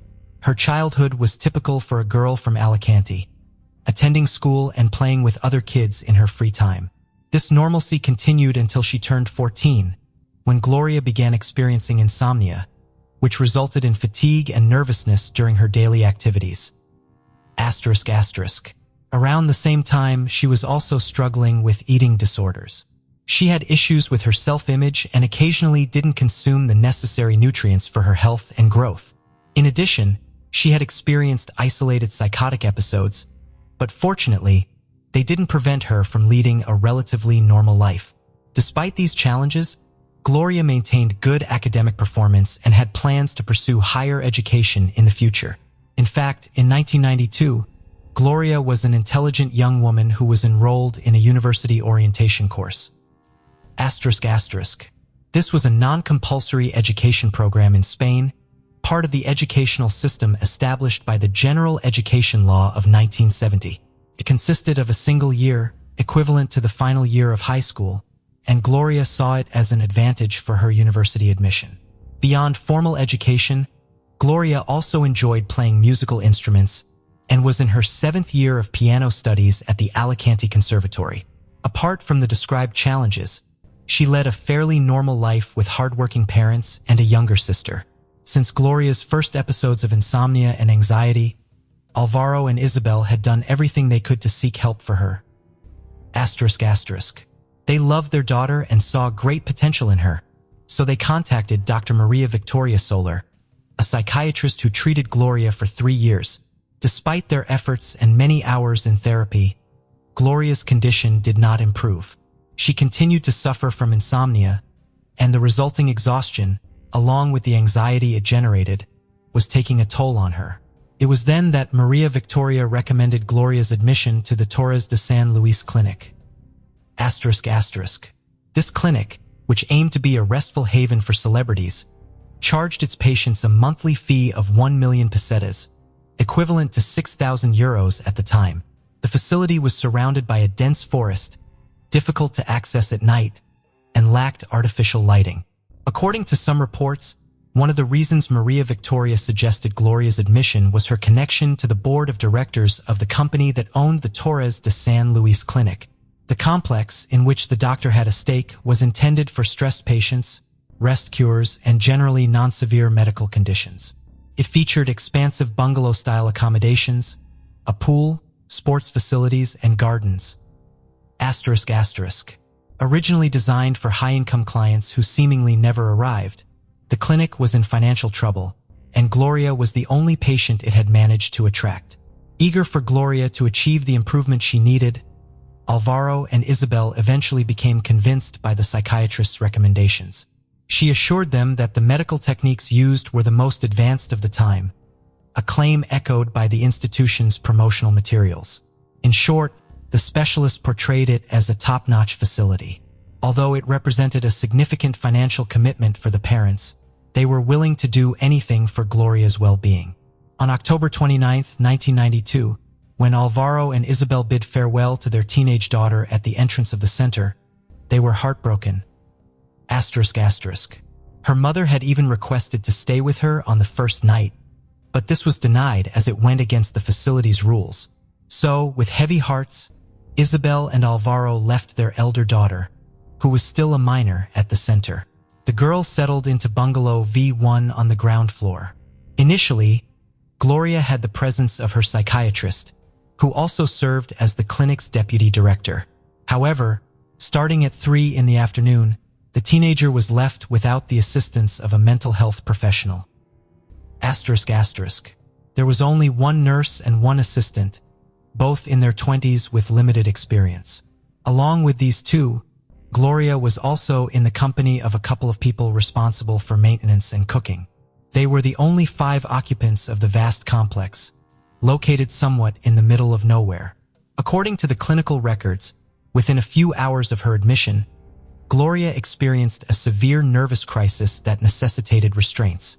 She was tied to the bed, hands and feet, during the early hours of her stay.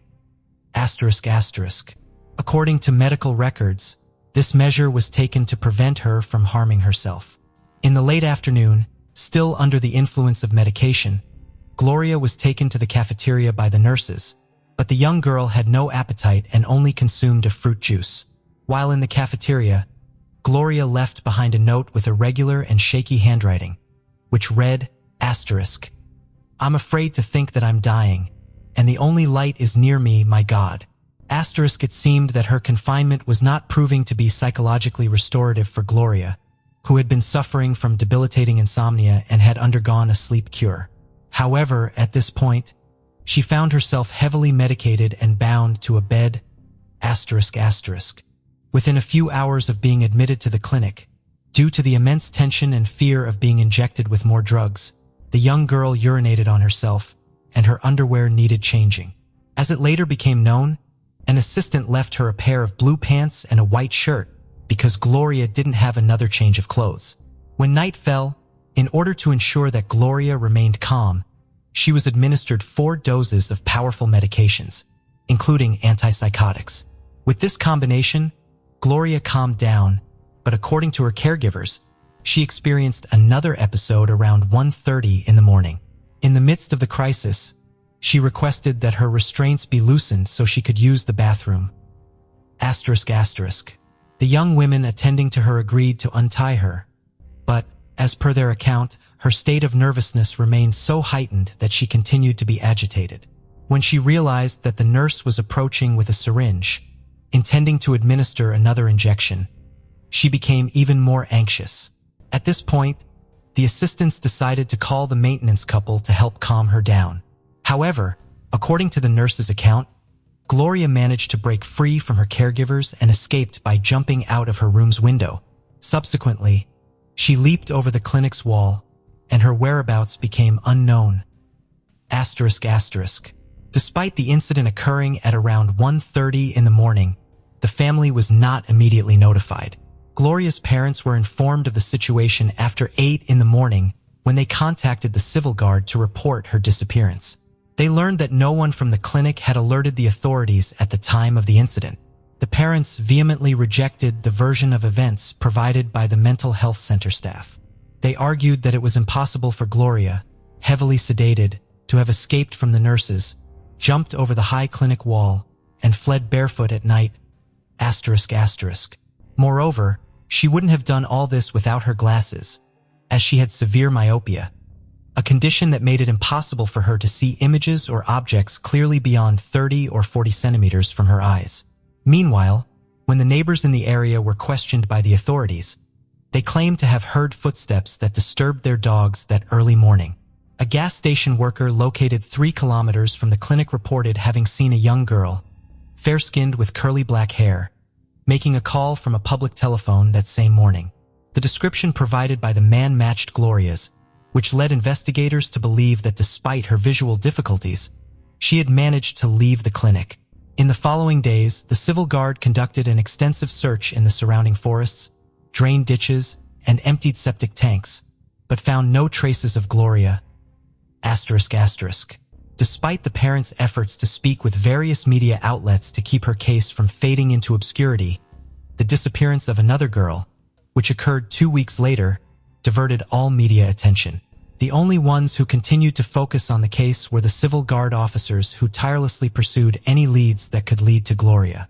They searched 2 landfills in the area, irrigation canals with diving teams, excavated certain areas, and examined adjacent lands. The search would pause and resume whenever new information emerged, and this pattern persisted for many years. They combed various areas of the province in an attempt to find her, but all their efforts proved fruitless. Meanwhile, Gloria's parents were dealing with the pain of her absence and an overwhelming sense of guilt because the truth was that they had never wanted to send Gloria to this rest therapy. They had only agreed due to the insistence of the psychiatrist who had prescribed it, arguing that it would help with the insomnia and anxiety issues she had been experiencing for the past 3 years. As investigators continued to search for leads to solve the case, the next lead to follow was a man who claimed to have seen Gloria and been with her, along with a group of young French individuals at a campsite in Altia in the days following her disappearance. The Civil Guard even traveled to the French border, but they did not locate the girl. Additionally, a friend of Alvaro, the girl's father, claimed to have seen her on a public bus in Alicante, but this sighting could not be confirmed. So, a couple of years passed with unsuccessful sightings. Alvaro and Isabel had accepted from the beginning that it was likely they would not find her alive, and with each passing year, the uncertainty and pain grew worse for them. Since her disappearance, there had been speculation that Gloria had never left the clinic. Conspiracy theories suggested that the girl may have suffered from an overdose due to malpractice, which resulted in her death. This led to the disposal of her body. Much was said about a boiler present on the premises. The chief investigator, Damian Caravaca, took charge of the case in 1994, 2 years after the disappearance, when the Judicial Police Department was established in the Altia precinct. He emphatically stated that when he took over the investigation, they meticulously examined the boiler and found no remains. He also mentioned that in order to incinerate a body there, it would have to be done in very small pieces, and such an operation would have been evident during the clinic's inspection. Among the many rumors that circulated in the media at the time, there was one related to the girl's clothing. Some reports claimed that the investigation team entered the facility 2 years later after it had ceased operations to conduct a search and inspection. According to some newspapers, those involved in the investigation found underwear and a belt belonging to Gloria in a bag in a septic tank. However, years later, Damian clarified that the garments were indeed inside a bag but not in a septic tank. Instead, they were found in lockers where the personal belongings of each patient were stored. He indicated that this discovery was of little importance and did not constitute any irregularity. As is often the case in such situations, psychics also became involved and offered their assistance, but they did not provide any significant contributions. The investigative team repeatedly questioned witnesses who claimed to have seen Gloria. Additionally, over the years, whenever unidentified remains were discovered in Altia, DNA samples were compared with Gloria's, but she remained unaccounted for. The Civil Guard also closely monitored any earth-moving activities due to rainfall, but Gloria still did not resurface. The numerous calls that alerted the authorities over the years about the alleged presence of the young girl proved fruitless. Extensive searches in the vicinity of that rest clinic yielded no clues, not even a trace of the teenager's supposed escape. The case had gone cold, and Gloria's parents continued to wait for news of their daughter. In mid-July 1999, a handwritten letter with no return address arrived at the office of the lawyer who was handling the case of Gloria's strange disappearance. The document raised hopes of finding answers. In the letter, an anonymous writer claimed to have seen Gloria on TV a few hours after her disappearance. According to the witness, she saw Gloria outside the home of a young, slender nurse who lived with another woman. The manuscript detailed how the two women supposedly took the girl from the house, nearly unconscious, and claimed they were taking her to a hospital. The sender of the letter confessed that since the events in 1992, she had carried the burden of silence in her conscience. She concluded with an apology and justified her silence over all those years, explaining that her husband had advised her not to speak about the case because it was not their concern. She added that after 7 years of silence, although she believed it was a dangerous matter, she was willing to speak out so that Gloria's family wouldn't suffer any longer. The lawyer declared to the media that he placed the letter in a protective envelope to preserve any fingerprints and forwarded it to the Benidorm court, but it received no immediate attention. He also mentioned that he had initially chosen to act cautiously and not disclose the information to the media to avoid jeopardizing the investigation. However, due to the lack of action by the Benidorm court, he decided to make the fact public as it was the only lead they had in the case. Following this development, posters with Gloria's image were distributed again, and efforts to locate the young girl were renewed. Gloria's parents, Alvaro and Isabel, requested that this lead be thoroughly investigated, as it was the only glimmer of hope, and they insisted that their daughter's case should remain open and active until Gloria was found. However, the civil guard's investigation concluded that the letter was also a false alarm, and there were inconsistencies in the testimony. Ultimately, nothing was known about Gloria, and the case seemed to be back at square one. He questioned how it could be credible for one of the nurses to claim that Gloria jumped out of the window and disappeared after climbing the fence. As the years passed, the possibility of pursuing the case through criminal proceedings became increasingly remote. In fact, the judge closed the case without finding evidence of criminality in the disappearance of 17-year-old Gloria. However, Gloria's family did not sit idly by and proceeded with a civil lawsuit.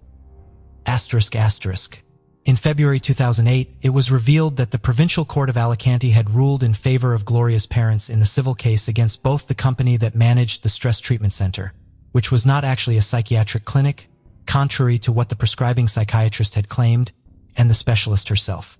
They were ordered to pay €60,000 in compensation.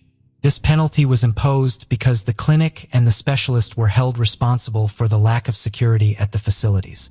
The court also considered that there was insufficient qualified personnel to care for the patient.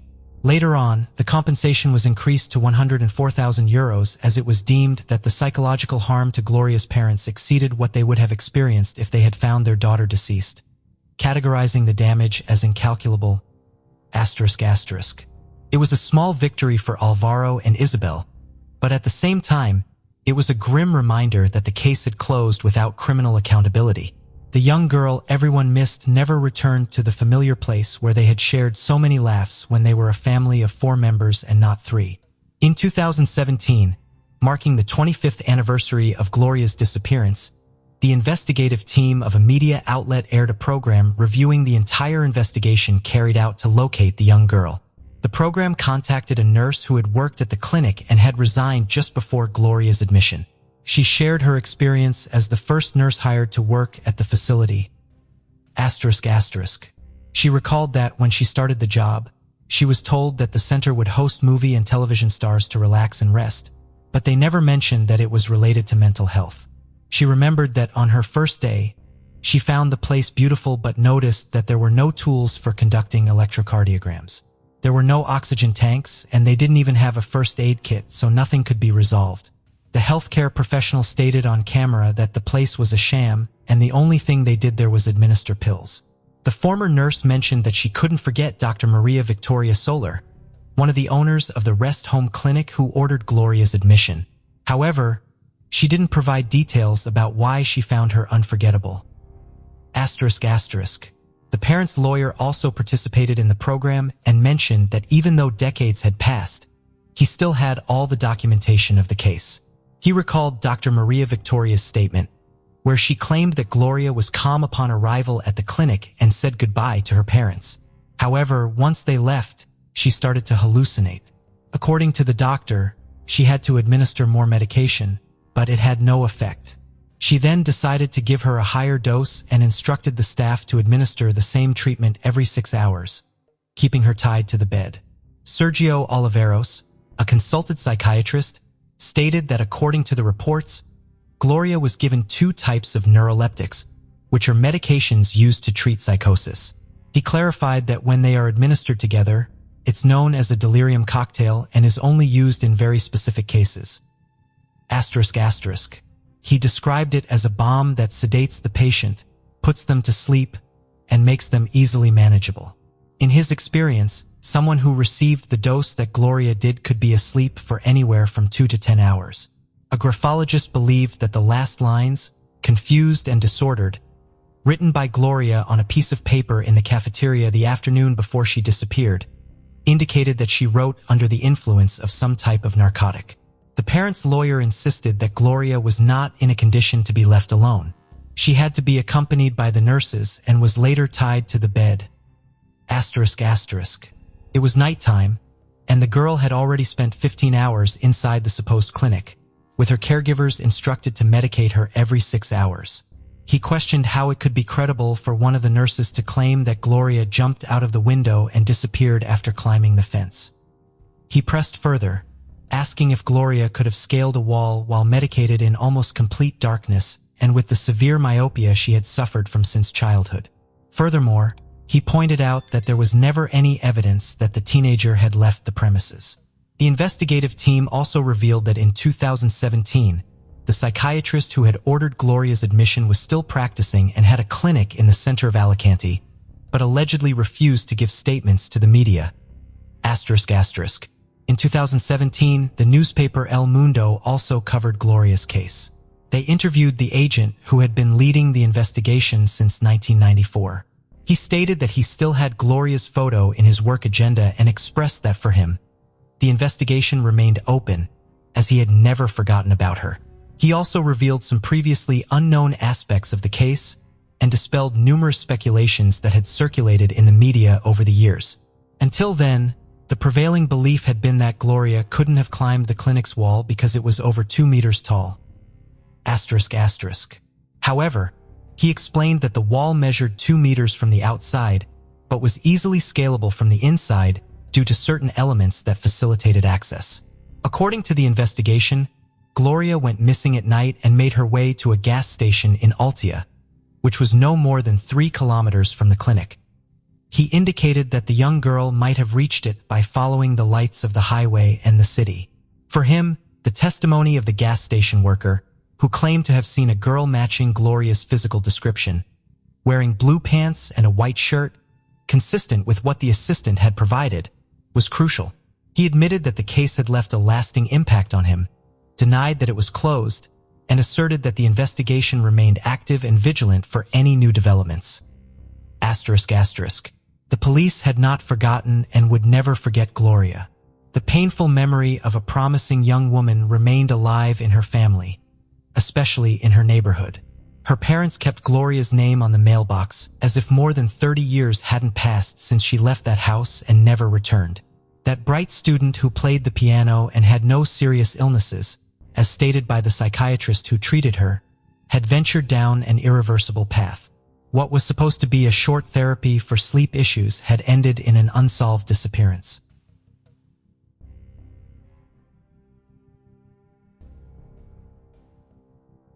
On August 14, 2005, 20-year-old Amanda K. Jones disappeared from Festus, Missouri. Amanda was 8.5 months pregnant when she vanished. On the day of her disappearance, Amanda met Brian Westfall, the alleged father of her unborn child, at the Hillsborough Civic Center at around 1 p.m. to discuss custody details. Roughly 15 minutes into their meeting at 1:15 p.m., she took a call from her former sister-in-law. After their meeting, they were supposed to go have lunch together at the Off the Hook restaurant. However, she has never been heard from or seen again. After 3 hours of trying to reach their daughter, Amanda's family became very concerned. They reached out to Amanda's friends, but they hadn't heard from her either. Her parents drove to her house to see if she was there. However, Amanda was nowhere to be found.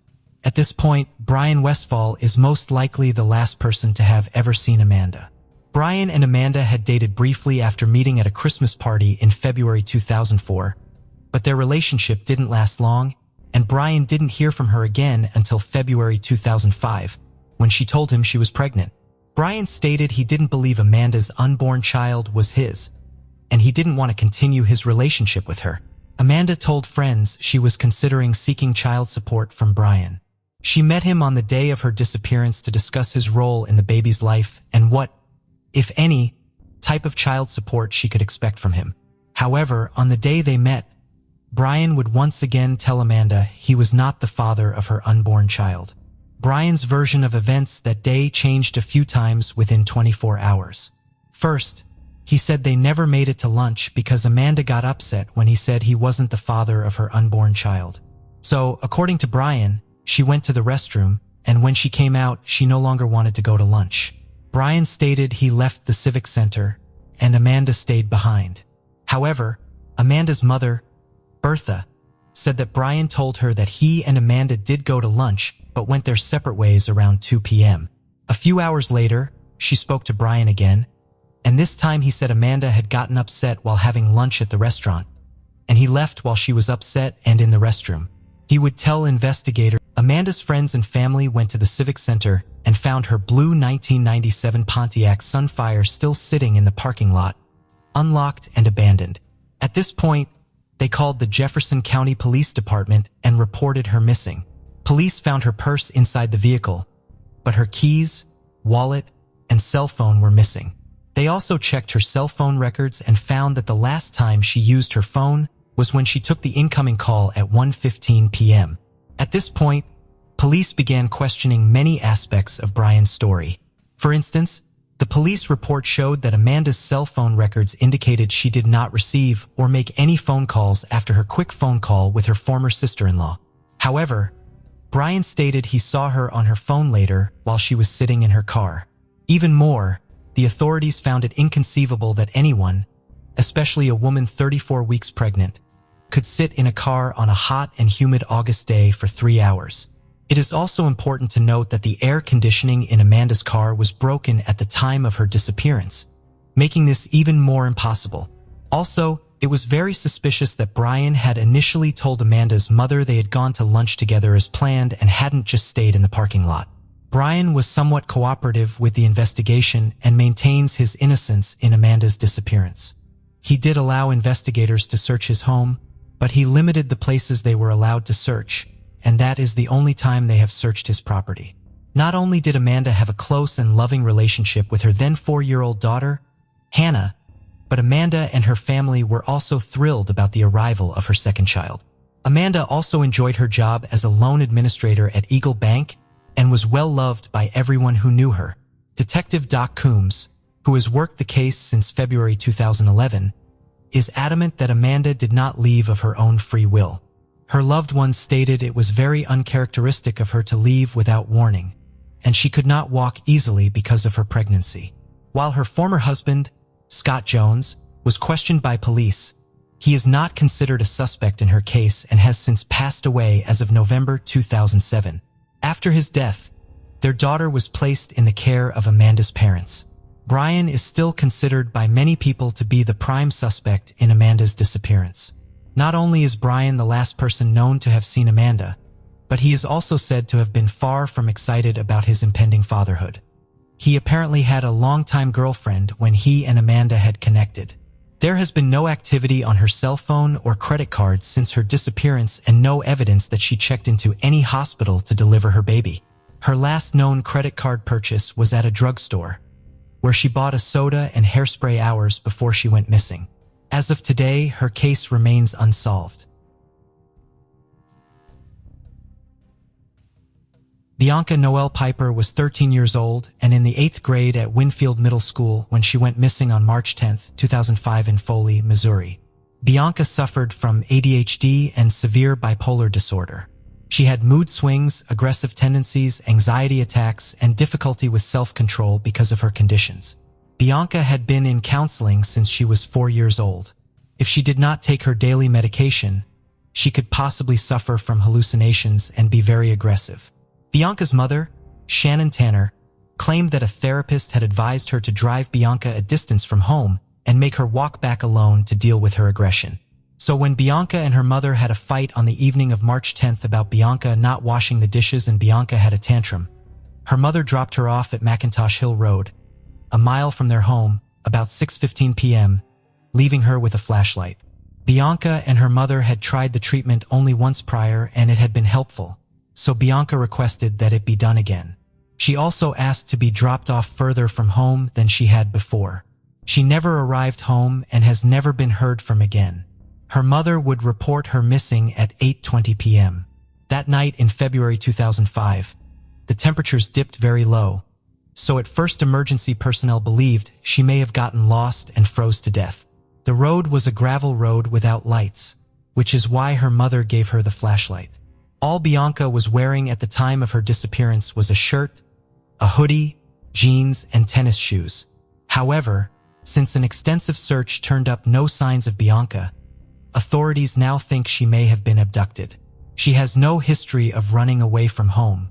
Her mother and her mother's live-in boyfriend have both passed polygraph tests and her biological father was extensively interviewed, but none of her family members are considered suspects in the case.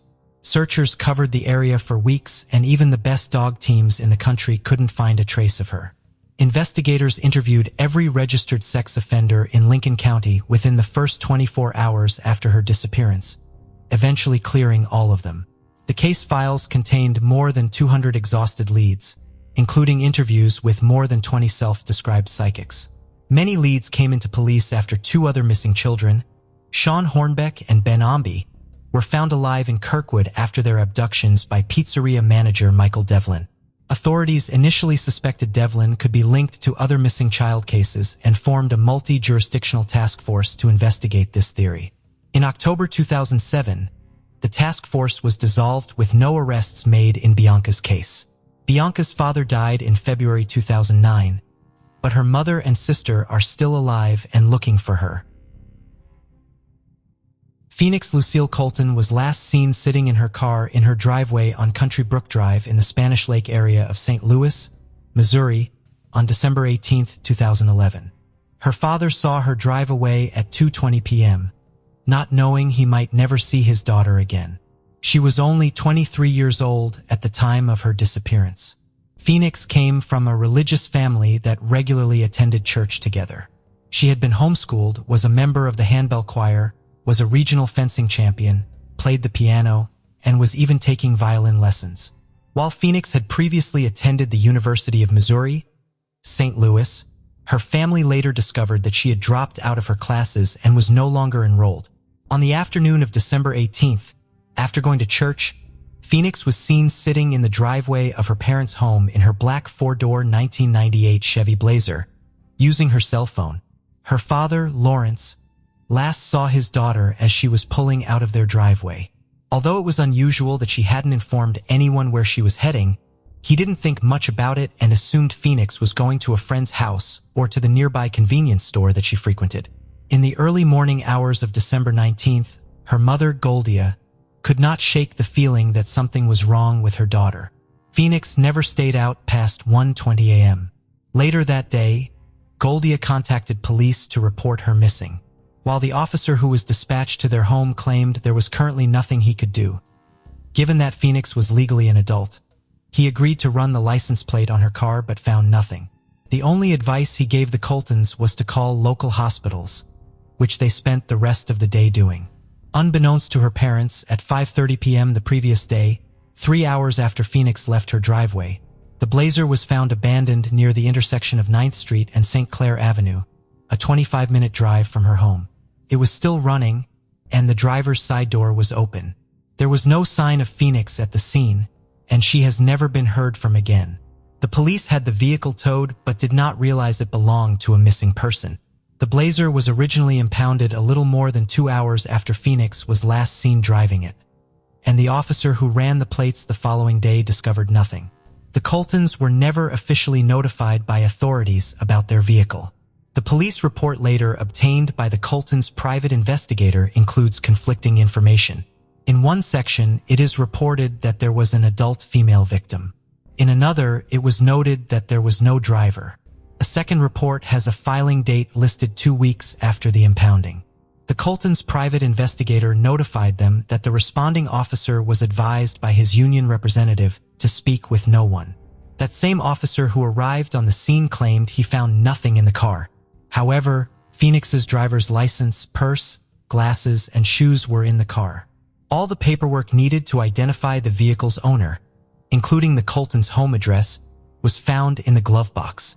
Investigators asked Phoenix's parents to look through her room in hopes of finding clues. Stuffed in a notebook was a strange note. When Phoenix's parents originally looked at the note, they didn't think it was in her handwriting. However, they later started poring over old notebooks to determine if they might be wrong. Gloria eventually concluded that she had initially been mistaken and that the note was, in fact, written by Phoenix. She deciphered the note's contents and informed the police. Gloria believed Phoenix might have written it either before a church service or afterward, when Phoenix dropped Gloria off at the parlor for fellowship and waited in her vehicle. According to Gloria, the message was along the lines of, "We think you need to make up your mind before February 2012, or else I will show you what I can do about your parents." In an interview on Real Talk with Tamara, Gloria explained that she didn't believe the note was to or from somebody, but that her daughter was jotting down something to relay to her. Phoenix's writing style on that paper was consistent with how she wrote in her school books when hurriedly taking notes. The Coltons soon made another alarming discovery. Through one of Phoenix's friends, they learned that she had a boyfriend with whom she had lived for a short while. At the time she went missing, Phoenix was living with her parents, but at age 18, she had moved out briefly, and they believed she was living with a female roommate. Phoenix's friend was sure this mystery boyfriend would know her whereabouts, as they were still dating, but he denied knowing anything.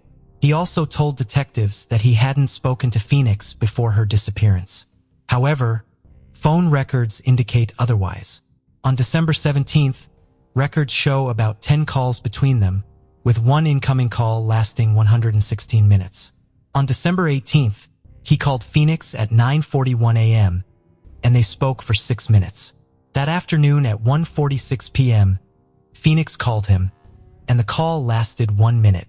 It doesn't appear the boyfriend is a suspect, but he suspiciously claimed he had no prior contact with Phoenix and has never reached out to her family. As far as anyone knows, Phoenix had no reason to be in the neighborhood where her car was found. Was she meeting someone there? If so, why? Does the note her mother found have any connection to her disappearance? As of today, this case remains unsolved. 29-year-old Judy Wardrop, known by her middle name, Tulane, was last seen at her job at the Bethany Motel in Bethany, Missouri, on December 10, 1984. The Bethany Motel was her family's business, founded by her father. The motel was a small establishment with only 18 rooms and had previously been the Bethany skating rink. Her father, James Wardrop, a local carpenter, had built the rink and later converted it. The motel's location was ideal. While outside the city limits, it was near Highway 69. She arrived for her shift that morning, bringing her dog, a Lhasa Apso named Moppet.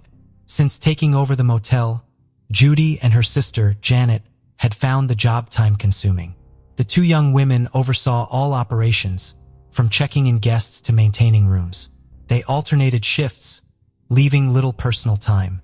In her spare moments, Judy maintained a relationship with her boyfriend, Irving Pavlock, a divorced welder several years her senior. Pavlock resided in Texas, and though Judy's father disapproved of him, the relationship continued. Judy also enjoyed riding her motorcycle and loved animals.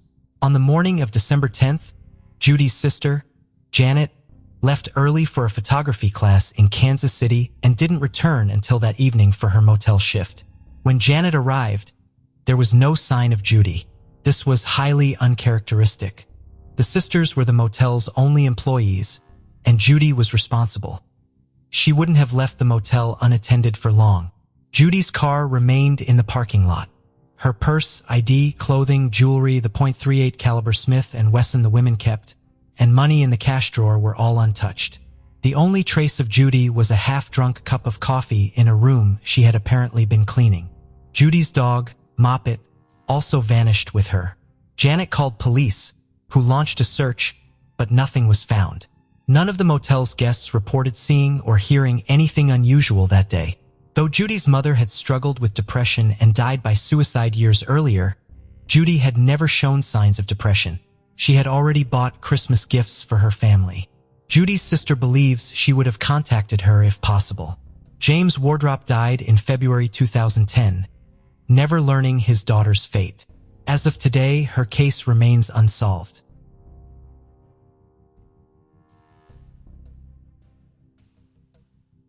Robert Wayne Denell was brutally murdered on June 11, 1994 in St. Genevieve, Missouri. The 30-year-old construction worker from DeSoto was found severely burned in the back of his white Chevy pickup on Roth Road near the Jefferson County line. His body was charred beyond recognition.